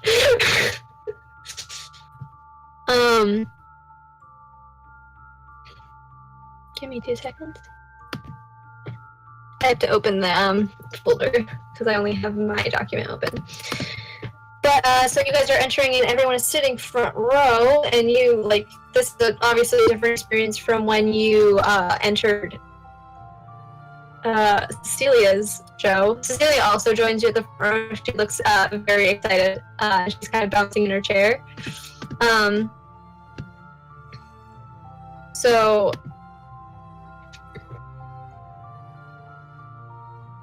you can actually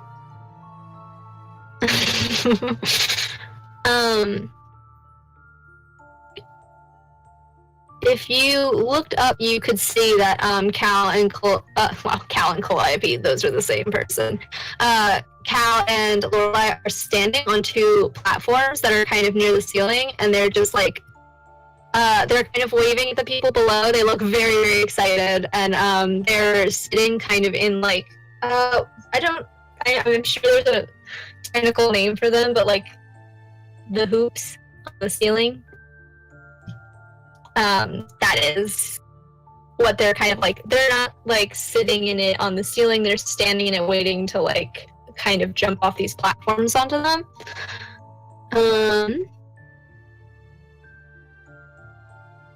Let me just read something real quick.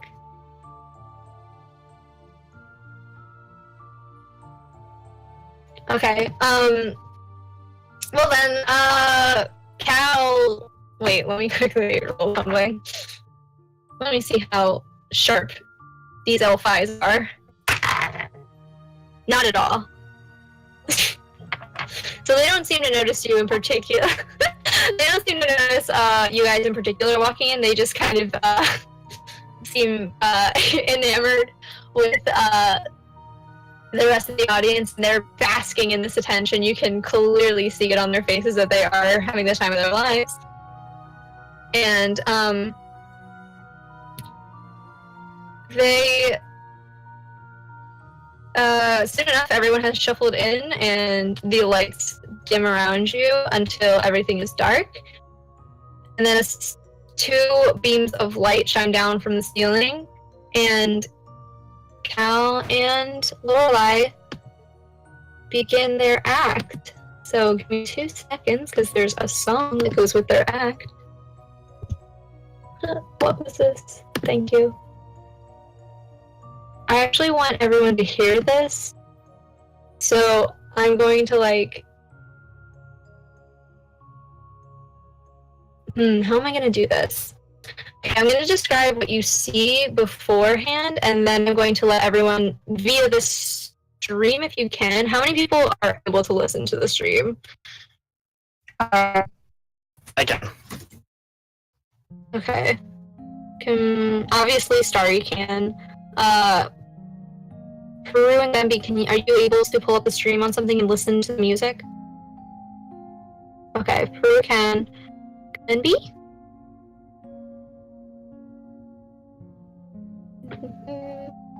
As I'm waiting for Gunby's response, I'm just going to describe to you what you're seeing. So, obviously, they swing forward on these hoops, and Lorelai releases hers as she jumps to leap into Cal's arms, and he swings her upwards, and they kind of twirl around this ring for a moment, and the ring itself starts to spin as they create a kind of centrifugal force, I think is the right word, science, that causes the ring to spin. And as they do this, they spin upwards and lock their legs into the ribbon that is keeping this ring on the ceiling. And they actually climb up the ribbon, Lorelai first with Cal under her, and the two more ribbons are released from the ceiling, and they kind of spin around the two, and each of them leap from the center ring to grab onto a ribbon, and they start swinging around the arena, kind of almost like dancing in the air, like they're walking to keep the motion of the ribbon spinning, and they're kind of waving, and as they do this, they're casting like simple cantrips, like dancing lights, and kind of letting it shower over the audience. I don't know if Gunby is there. Lex? Hello? My son? Okay, so Starry, I'm gonna send you this link. If you could just play this, not on repeat, that would be wonderful. I would keep open the other tab because I'm gonna revert back to that music in 1 second after it's done, but this is the song.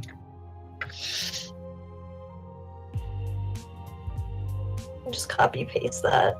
And then I'm going to stop talking, and I'd like everyone to listen to this.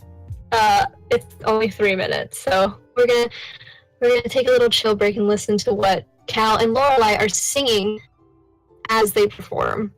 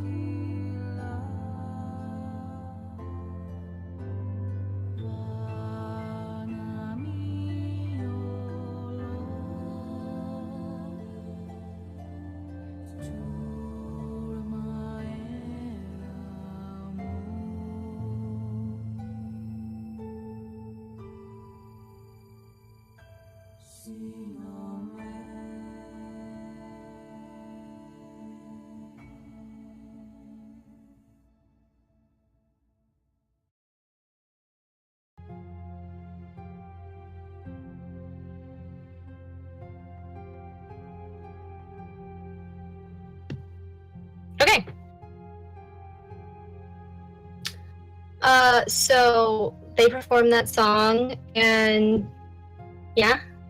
Oh, hold on. I'm hearing myself talk. That's fun. Okay. Um, that's what you hear them sing as they kind of twirl around the room on their ribbons, casting these lights and dancing from ribbon to hoop to bar as they kind of dance over the ceiling, doing their acrobatics act.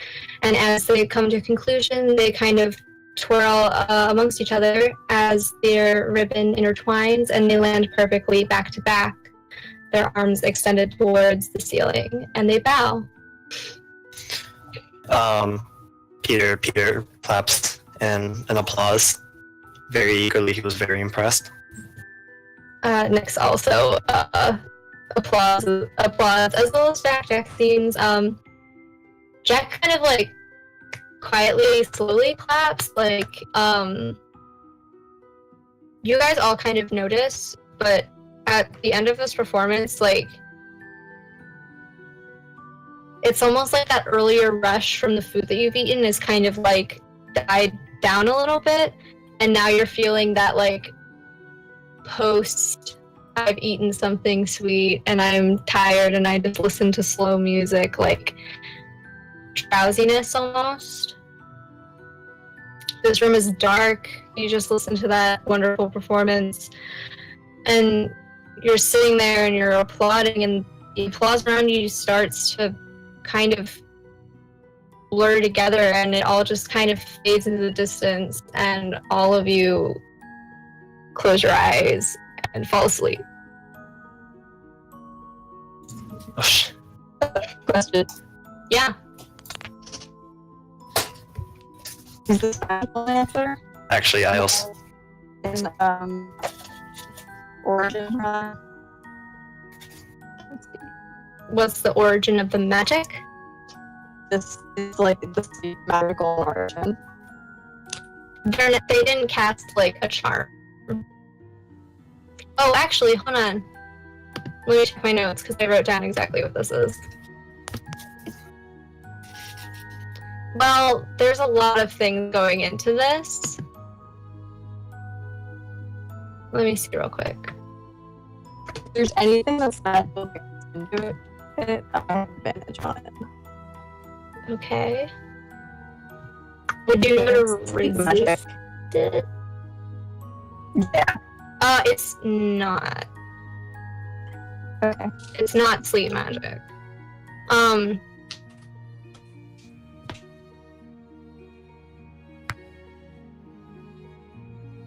Oh, okay, here. I actually have to make you guys all fall asleep because this isn't like the doing of a charm or enchantment or anything like that, but there is something that you guys have to save against. So give me 2 seconds to see what the cell is, the save is. That's T.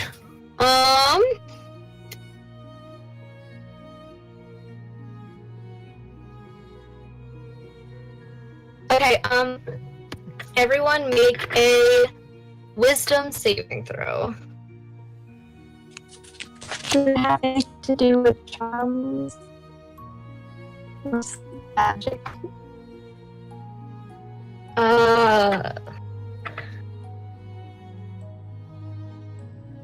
If you can't be charmed, like, are you resistant or are you like immune? You can't be I have charmed. advantage on saving throws against charms or sleep magic. Okay, you have an advantage on this saving throw then. But this isn't the sleep magic. Let me clarify that. This is not what's making you sleep. Okay, so Yeah, if you 6. rolled a 6, Guppy rolled a 20. Peru got a 17.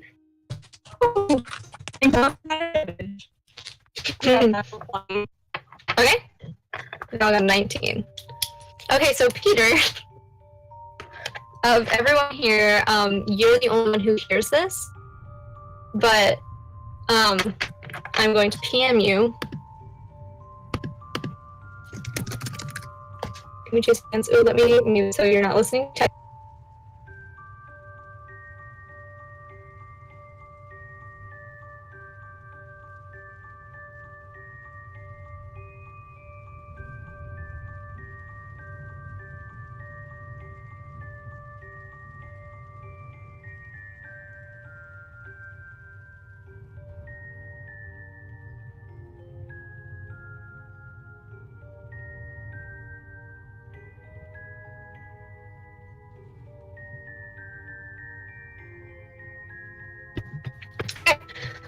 So Detroit, nobody heard. But you are all now asleep.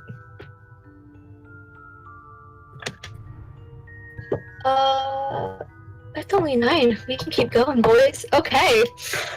So, you don't know how much time passes. You don't know what happens. You don't know how or when or who got you there. But all of you start to kind of come to, and you're laying in fairly lavish beds. Like, they're all kind of, there's rows of them, they're bunk beds, but all of you are laid on bottom bunks. And you're in a room that you don't recognize. Does anyone want to react from just that, or do you want me to continue talking?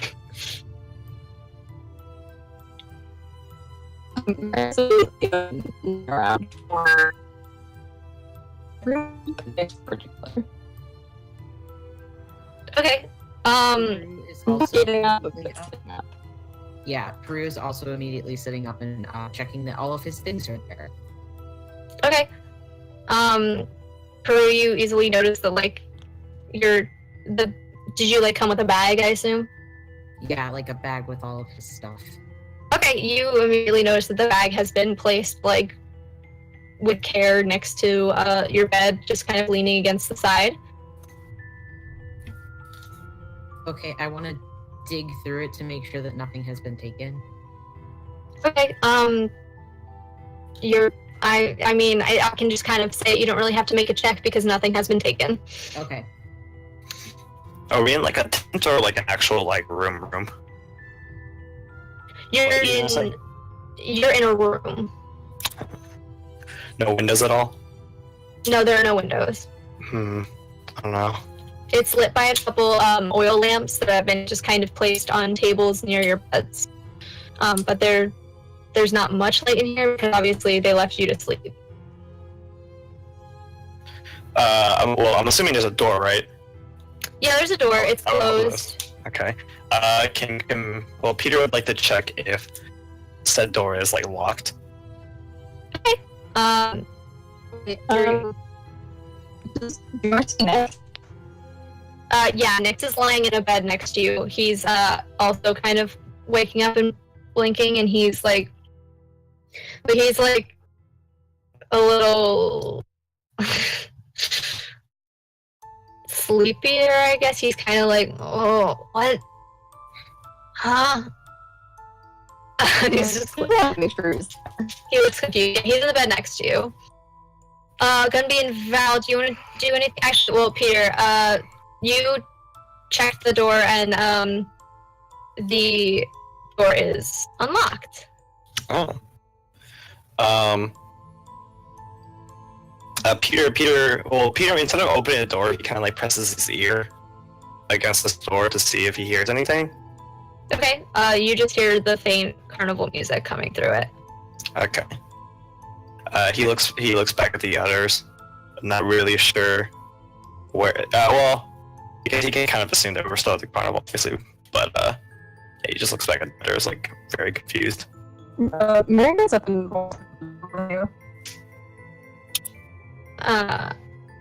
Nix is gonna stand up after hearing you stir, and like he's kind of like sitting on the edge of his bed actually, and he's like rubbing his eyes, and he's like, "Oh man, that was a really good nap.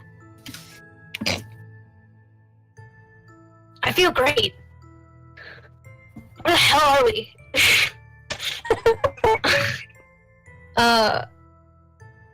And how are Val and Gunby? What are you guys up to? Huh? How's your response to this?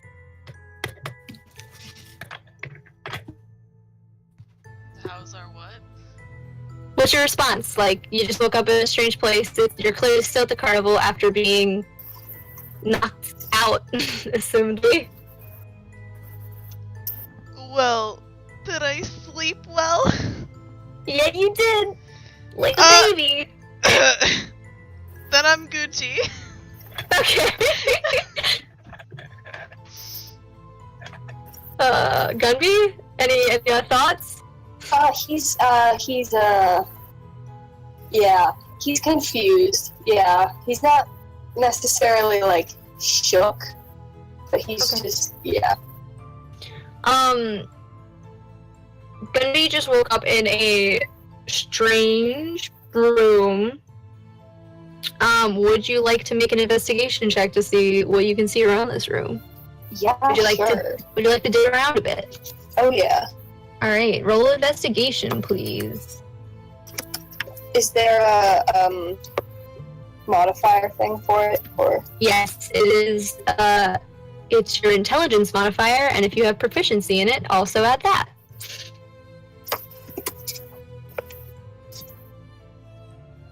It's investigation? Yeah.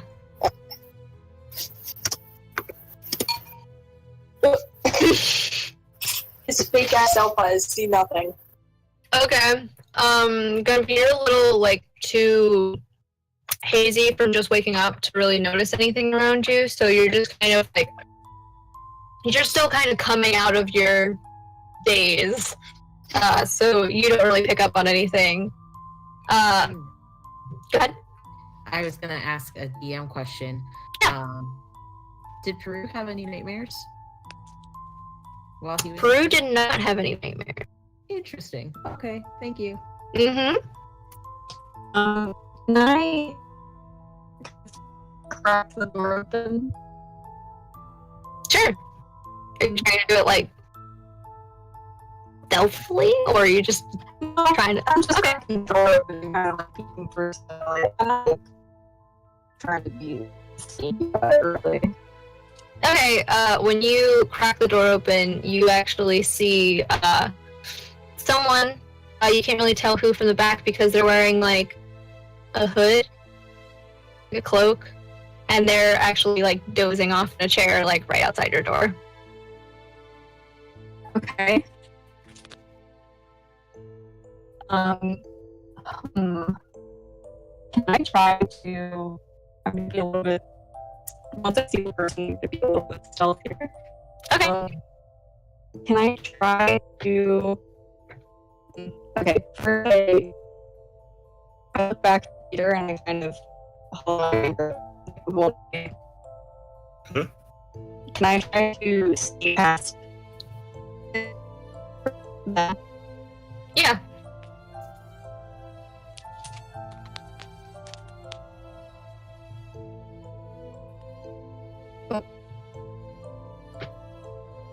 Hello? I can hear you. Like, you're garbly, but I can understand what you're saying. Okay. Do I need to make a stealth check? Yeah, make a stealth check. I thought that's what you were doing. Sorry, yeah, make a stealth check. 21. 21? Yep. Okay. Yeah, you easily creak the door open and sneak past. Okay. Are we in a tent or a building, or can I go to see like, what might be the surroundings are?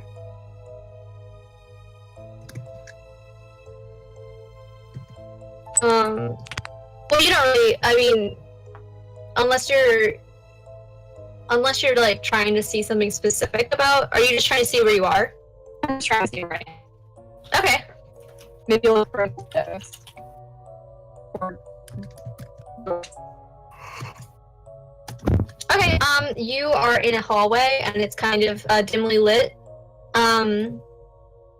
Every few feet, I guess. Like there are staircases that lead upwards. And there's no one else really around. There's also like a couple other doors, similar, like pretty much identical to the one you are in, except some of them have stars on the door. And then it kind of curves in a circle, so you can't see like what's around the curve once it's out of sight. Like, you don't know what's around the corner, or it's not a corner because it's a circle, but you know what I mean. yeah. Do any of the doors have stars on them have names on them? Why, yes, they do. Can I read? Sure, you can walk down the hallway. So as you're walking, you reach another door that doesn't actually have any marking on it, but then you reach another door, and that door has a star on it that says Marion. Okay. Keep going. As you walk to the next door, you get another door, and that star says Cecilia. And if you continue walking, you reach a room that says C+L on the door. Great. Do you wish to continue reading these signs?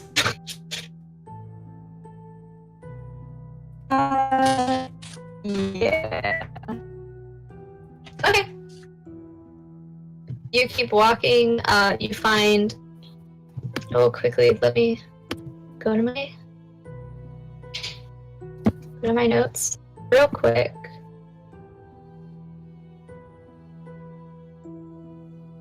I'm going. Hello, where is it? Thank you. That's what I wanted. Okay. Shit. Sorry. I just looked at my notes and I was like, when I forget making all these NPCs.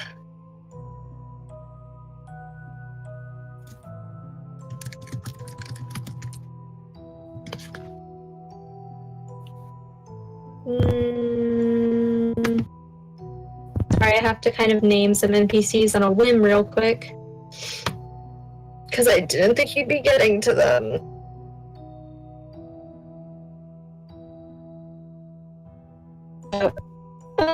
Okay.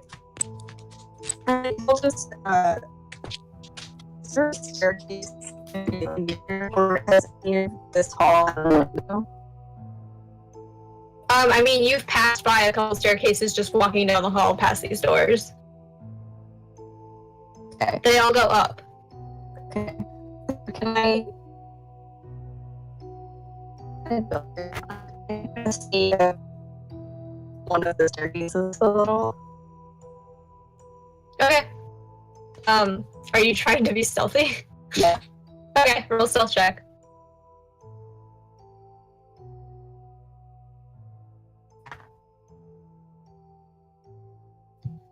20 total. 20 total? Yeah, you managed to make it up these staircases completely without disturbing anyone. And when you reach the top of these staircases, you kind of reach like double doors, but these are locked. Is there any way I can get outside?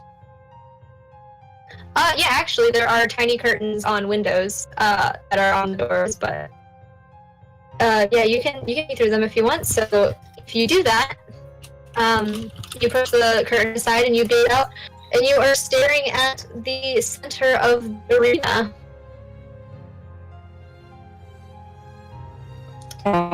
There's a little bit of like an overhang, and you can see by looking across the arena that the overhang goes all the way around, and it's because that overhang of like on top of it basically has the first row of seating for the arena. So you're basically like underneath the arena is essentially these like rooms, or like I guess you can kind of call them like dormitories for the circus folk. Okay. There isn't any room to like see outside here. No, you're staring inside. You are actually like you are in the tent, but you're on like the rooms that you just came from are underground, and the arena is not. Yeah, no, Yeah. Alrighty. I'm gonna go back downstairs. Okay. Everyone who's in the room still while Marin is out of it, can you make a perception check? So that's Peter, Sweet. Peru, Val, Gunby. Nix is gonna get one. Nix actually did pretty good. Wow, Peter, I'm so crit sorry. failed. No wonder they got past me as I was like right in front of the door. Oh, Marin didn't sneak past you. Marin snuck past the person who's asleep in a chair outside of your room. There's someone. Oh, okay. Yeah, there was someone like basically watching guard, Oh, but Marin didn't identify them, so they don't. You don't know who they are. okay. What is my perception? My perception, I got 18. Okay. Cody got a 16. Val got a 17. Excellent. Okay, so everyone except Peter. You guys kind of hear a thud coming from the back of the room, and you see a puff of dust kind of come up. And as you look, there is a small girl standing in the back of the room. And she's, well, standing isn't exactly the right word because she's floating. And the other thing you can notice about her is that she's incorporeal. Spooky. Peter, you're too busy waiting for Marin to come back through the door, so you don't really notice it. Mm-hmm. But when Nix sees this, he like jumps up out of bed and he's like, "Oh my God, who are you?" And she kind of like the girl kind of retracts and reacts to him jumping up, and she puts a finger to her lips, and she's like, "Oh wow, I need to develop another little girl voice." "I'm sorry, I didn't mean to wake you."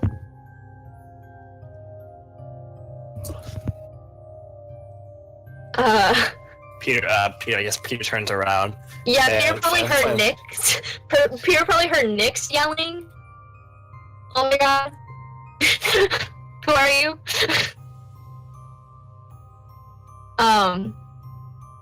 Go ahead, so is he gonna say something? It's like, what the fuck? He honestly, he's just flabbergasted. He's just like, what the?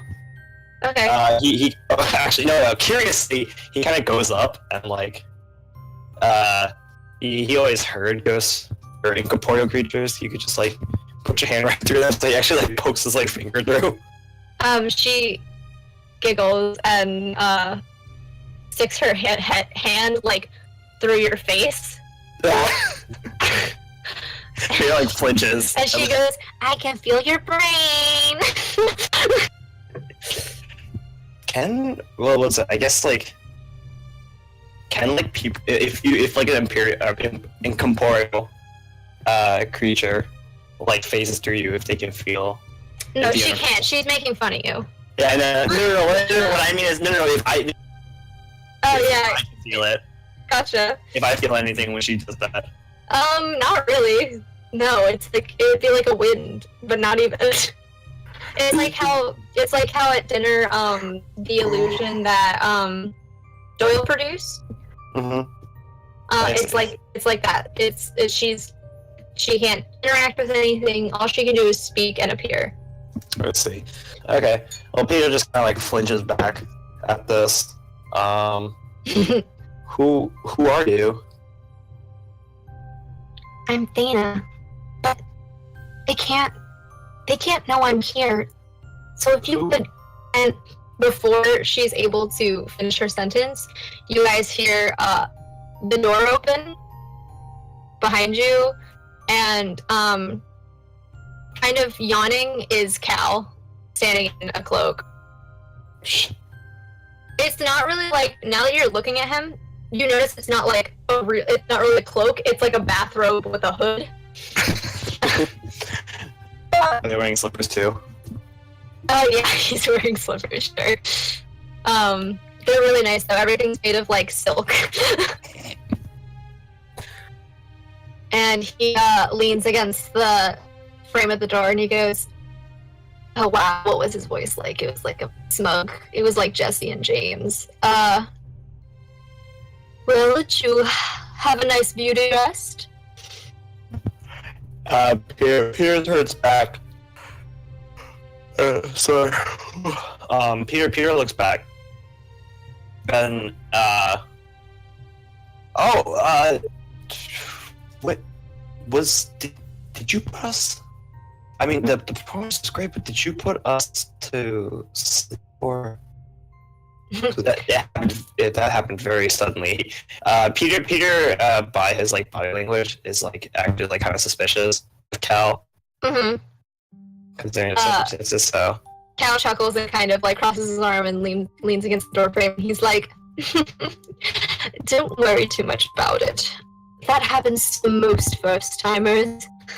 After all, didn't I promise you that Lorelai and I put on quite a closing act? Peter, like, squints his eyes a bit. Yeah, he kind of just, like, gives Cal, like a low-key glare. It's like, yeah, it is. It was quite the closing act you guys had. Mm-hmm. Usually, like, put your guests in beds? Is that a normal thing for you? Well, we only get a small amount of guests at a time, and if it happens that they do fall asleep, as you all did, we have these amenities here just in case. We know what we're capable of. Okay. He looks at you, Gunby, and he's like, actually no, he looks at Val, and he goes, the beauty rest seems to have worked. You're looking far less scary than I thought you did the first time I saw you.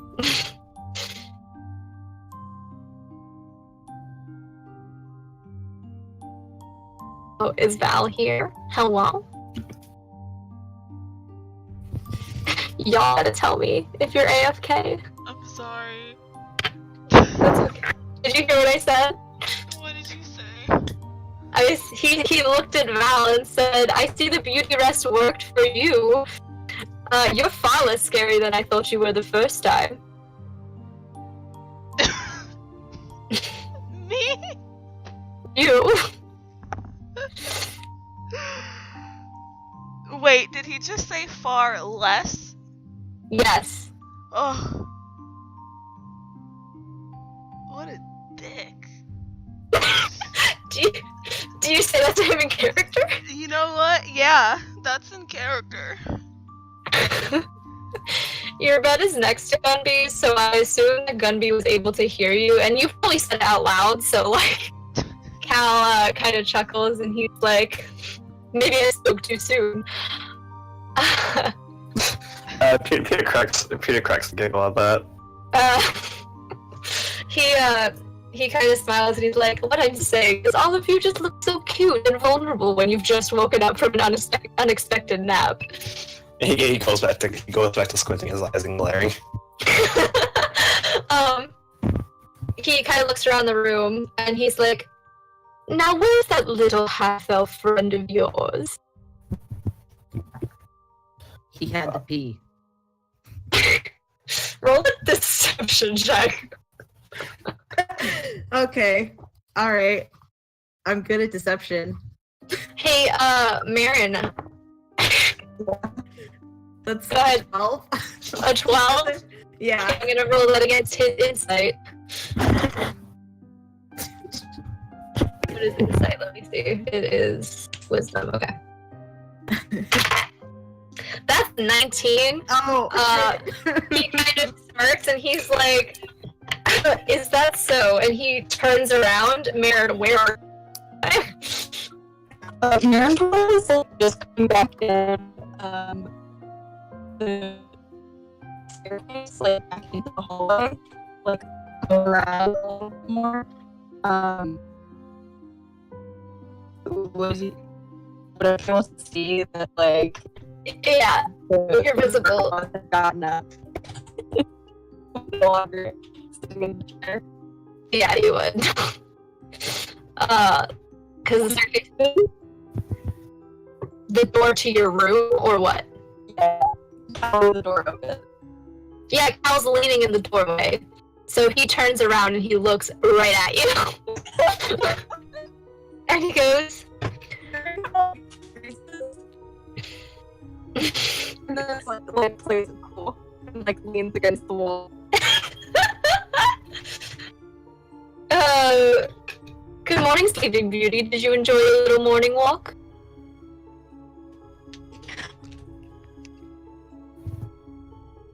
Yes.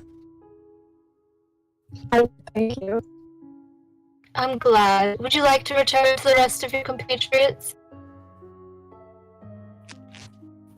What did you say? I'm glad. Would you like to return to the rest of your compatriots now? Sure. And kind of sneak past him into the room. He winks at you and like kind of moves out of the way. And then he goes back to leaning against the door, so he's like facing everyone in the room now. And he's like, yeah. Can I make a stealth check to stealthily check him? You don't want the party members to notice or something? Okay, sure. Roll a stealth check.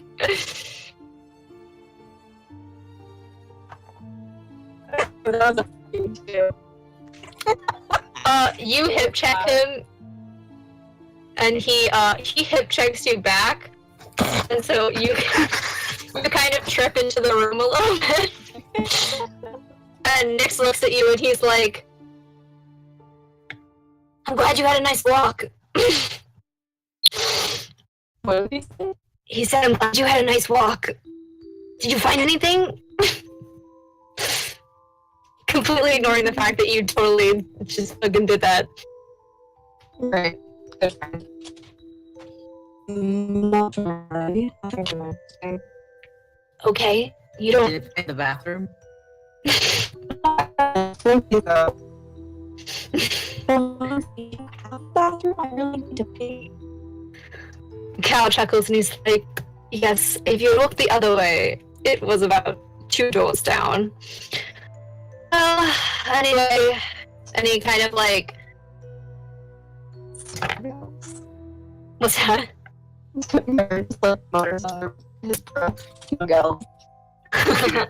Peter also actually also wishes to use the bathroom, or he says like, actually, I could use the bathroom as well, and he falls behind Marin. Marin, actually. Okay. Well, Peter will wait patiently for Marin outside the bathroom. Okay, well, hold on a second, because Cal is standing in the doorway and has not let you out yet. So Cal yawns again, and he kind of studies his fingernails, and he goes, "Well, if I'm judging the time right, breakfast should be ready in about 15 minutes. So we usually eat together with everyone actually in the arena. So they should be setting that up real soon. If you don't mind, I'm gonna go put on my face for the day." And which is Morning already? yes, you slept quite a bit. Sure knocked us out quite good. Yeah, that's what can I say? We're good. We're good. Marin is gonna walk out, like he's gonna push past Cal to go to the bathroom. Oh, He's you gonna don't pat have him- to. Cal's already leaving. Well, he's gonna pat him on the shoulder as he leaves, and he says, "You really should go put on your face. You kind of need it." Cal frowns at you and like kind of like he does like the anime tisk like with his hand. And then he brushes your hand off of off of his shoulder, and he goes, "Those are some big words coming from a man who looks like a fish." And he just turns on his heel and kind of walks away. He's not waiting around to hear if you have anything to say to him. That's perfectly fine. I can use the bathroom. Okay, do y'all need to take an actual bathroom break or anything? No, my plan was I was assuming Cal was gonna continue to like stay in the room or talk. So I was going to attempt to talk to like Marin privately in the hallway. Oh, you can do that. Cal's going back to the room. Okay. He won't be nearby. Okay. Yeah. Well, Peter just kind of like leans closer to Marin, and it's like, I don't. This place is fishy. Wee. Hey! No, it's it's money, and now I can't because it's morning. Yeah, it's more. We should also get back to Ace though, because it is morning.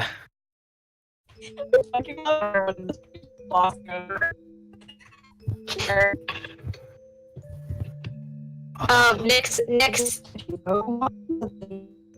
you're breaking up a little bit. That's kind of why Yeah, it's hard. you're starting to break up again. You might want to repeat what you said after you come back.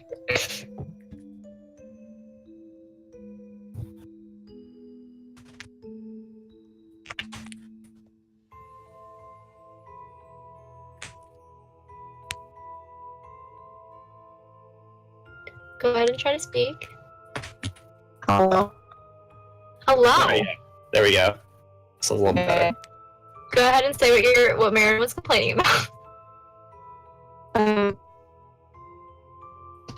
So, no, this place is super fishy, but I wanted to make some money, and now I can't because it's morning. Nix, who is standing next to Marin, like pats your shoulder and he goes, you'll get him next time.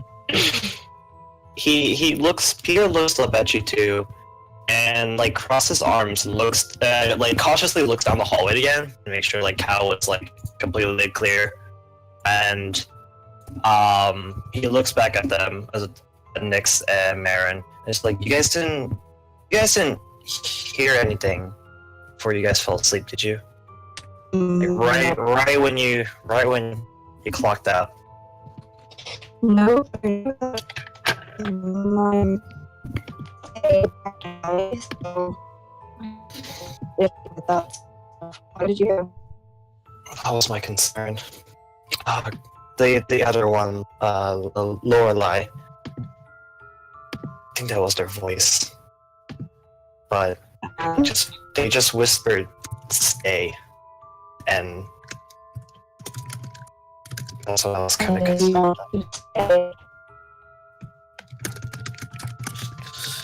I mean, Purpose does what am I saying? No, Detroit checked it down real quick. Right, I'll say. Oh, okay. Well, I don't know. We could probably get some more information. We still haven't talked to the other performers as well. Yeah. Sure, it's catching you guys. I'm not too nervous about it yet. Something does seem a bit off, though. Honestly, the only person. Yeah. Honestly, the only person I trust so far is Cecilia, and that is a literal blind child. So. Yeah. Peter just like crosses his arm, kind of just pondering a bit, but just like, well, we can at least get some breakfast. So he kind of just makes his way back to the bedroom. Nix kind of like before you walk away, he kind of crosses his arms and like throws his eyebrows a bit. He's like, I don't know, everyone seems really nice to me, and yeah, Cecilia's really sweet, and Marion's maybe a bit creepy because he's always smiling, and it's kind of off-putting. Fucking creepy. Peter chuckles a bit. He's like, yeah, they don't really seem very interested in keeping their child safe either. True that. No, with children, that is not common. It's mean for shitty. Yeah, I mean, I just think, honestly, I think it's really cool here. Did you read last night? No, I didn't. I just really like it here. You. Yeah, no, I figured.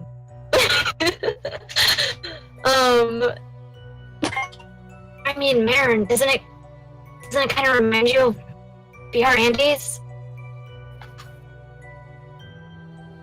It's kind of cool to be around people doing tricks and stuff all the time. Yes. Maybe I'm a little too trustworthy because we kind of grew up with them for, well, not grew up with them, that's a little, bit of an exaggeration, but No, we lived with people like this for a while, and come on, you and I are kind of sketchy and we're carnival folk. I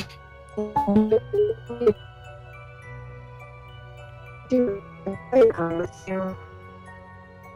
It's been a lot of people in the city. Yeah, I agree. I am with you, Peter. Would love to take part in that breakfast. That would be nice. Yeah, especially if it's made by that rabbit again. God. Yeah. Okay, yeah, we enter stuff like that. Does anyone who's in this room want to do anything? I also forgot to mention, although it's kind of obvious, as soon as Cal drew your attention to the front of the room, Thana disappeared. So, she's gone. There's not really any evidence that she was there other than the shifted book that she kind of tried to move. But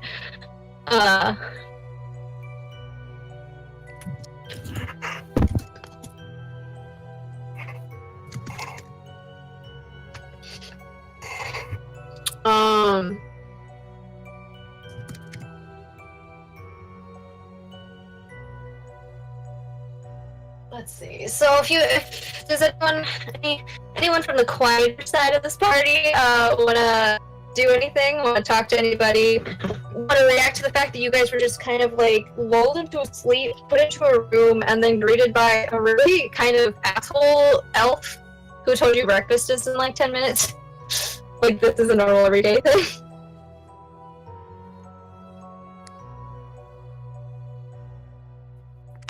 So Mary's kind of freaked, but like your kid is sleeping. Okay. Wait, so is Marin going to breakfast, or is he going, like, down the hall to find stuff?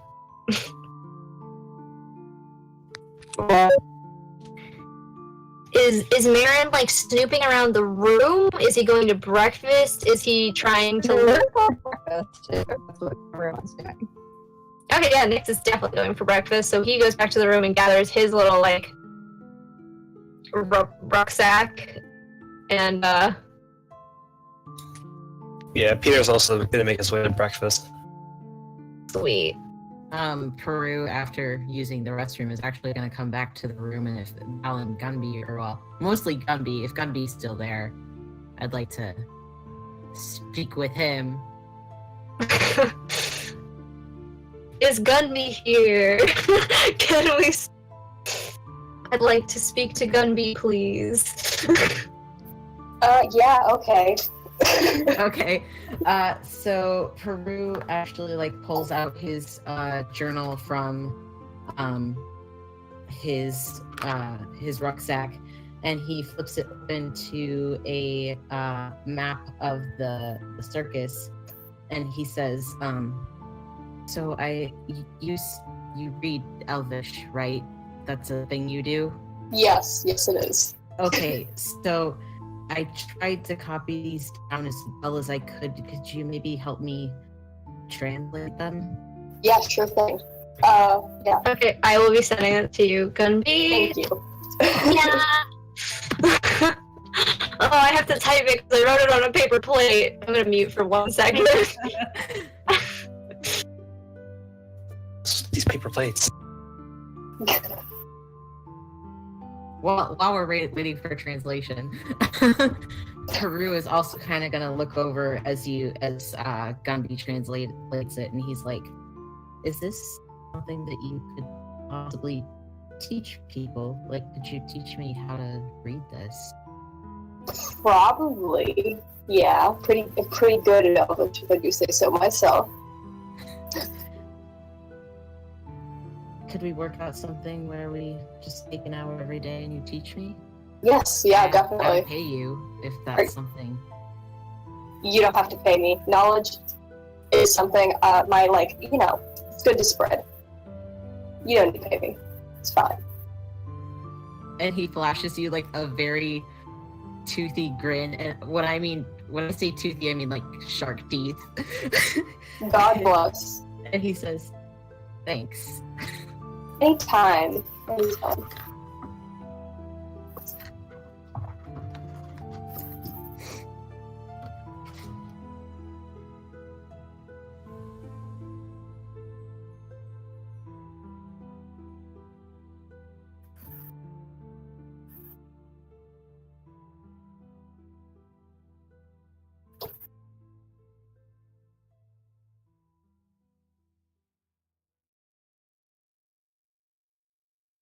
I returned.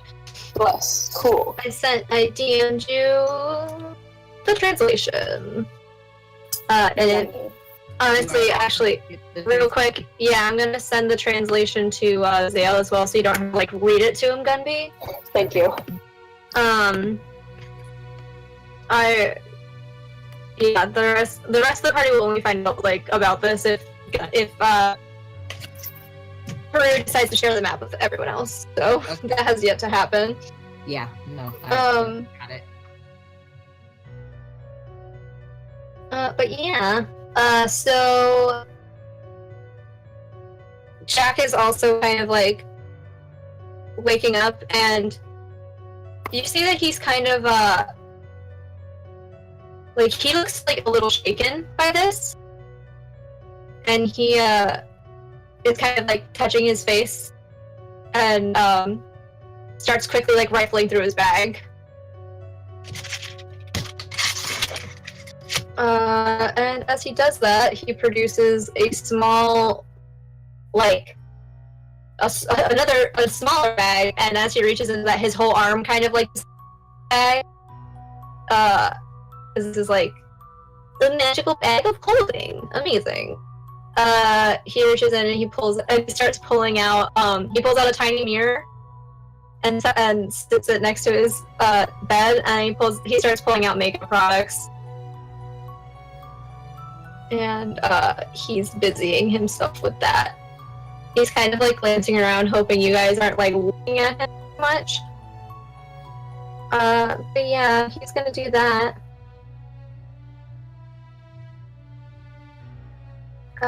So is everyone else going to breakfast? Val, do you have anything you want to talk to your team?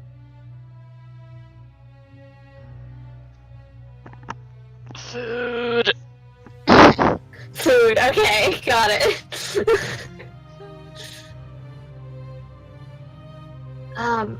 Hey, Val, that guy doesn't know what he's talking about, okay? I think you're really pretty, and not at all intimidating or scary. I would know. Most people think I'm pretty scary. I'm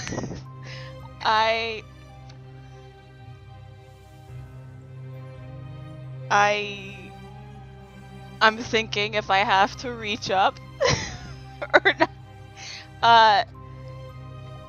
Yeah, I reach up and I ruffle his hair and Well, how tall is she? 6'9"? 6'9"? Yeah. Honey, you reached down. Yeah. I But I still You're have, fucking 7 inches taller than him. I still kind of have to lift my hand Okay, yeah, up. you lift your I- hand, but you're not like extending your reach above you. You're it's like having a small child kind of. It's like that kind of tap. Okay, I lift my hand and I ruffle his hair. Pat pat. And I'm just like, thanks.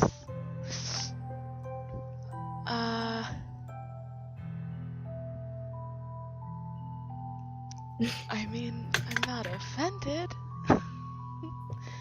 It's just a weird thing to say to guests. Still pretty. Yeah, I weird. agree. It was kind of rude. Well, it's good to have tough skin in the world, I guess. There's always gonna be jerks out there. Especially elves. They're really rude. Fuck elves. Yeah, right. Fuck. Elves, am I right? They're awful. I mean, they could be worse. I guess it's true.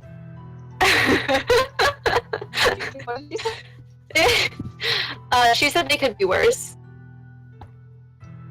I guess that's true, but in my experience, most elves are pretty nasty.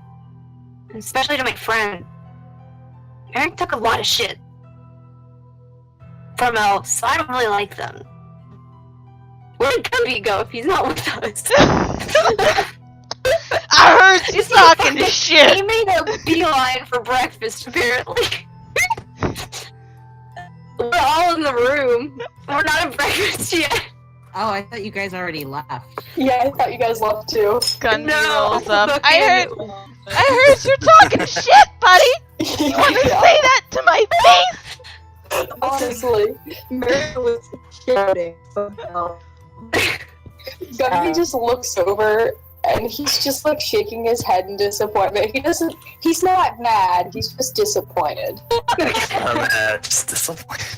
Oh, that's two dads this session.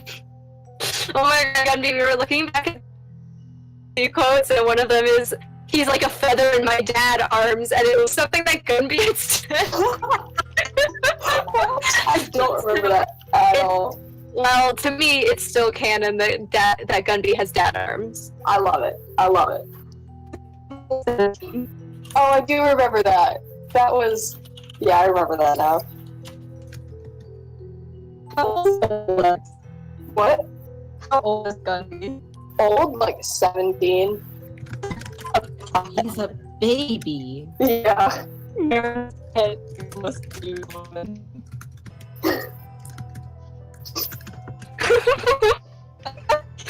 He's a baby! Baby. Okay, so as you guys are kind of chanting "fuck elves," except for Gunby, who looks disappointed but not mad. Hey, technically, I didn't say fuck That's elves. true. Val was kind of indifferent. Thank you. Gumby, do you have anything to say to Val about her her kind of slight defense of elves? No, but I give her... Gunby doesn't talk much if you can't tell, but he gives her like the look. He's like, yeah. He's like, I like you.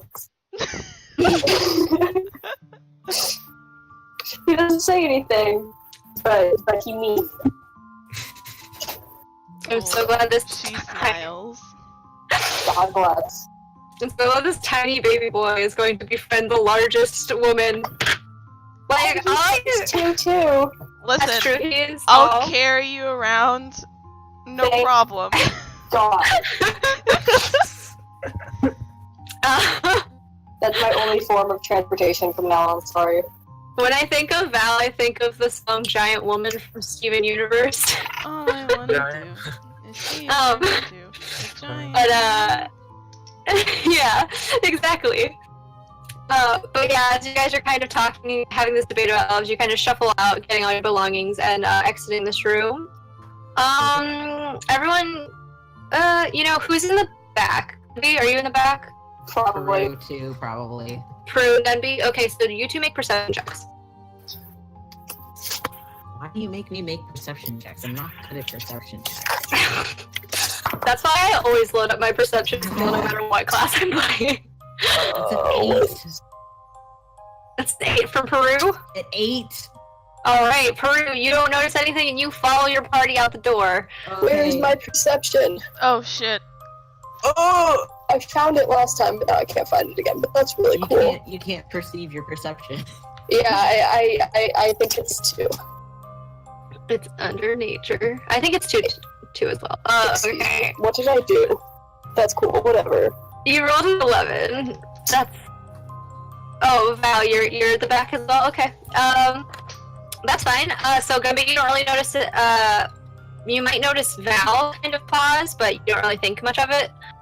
Val, when you gather your stuff and exit the room, you notice out of the corner of your eye, Fana kind of like peeking her head back in from the back. She's like through a wall.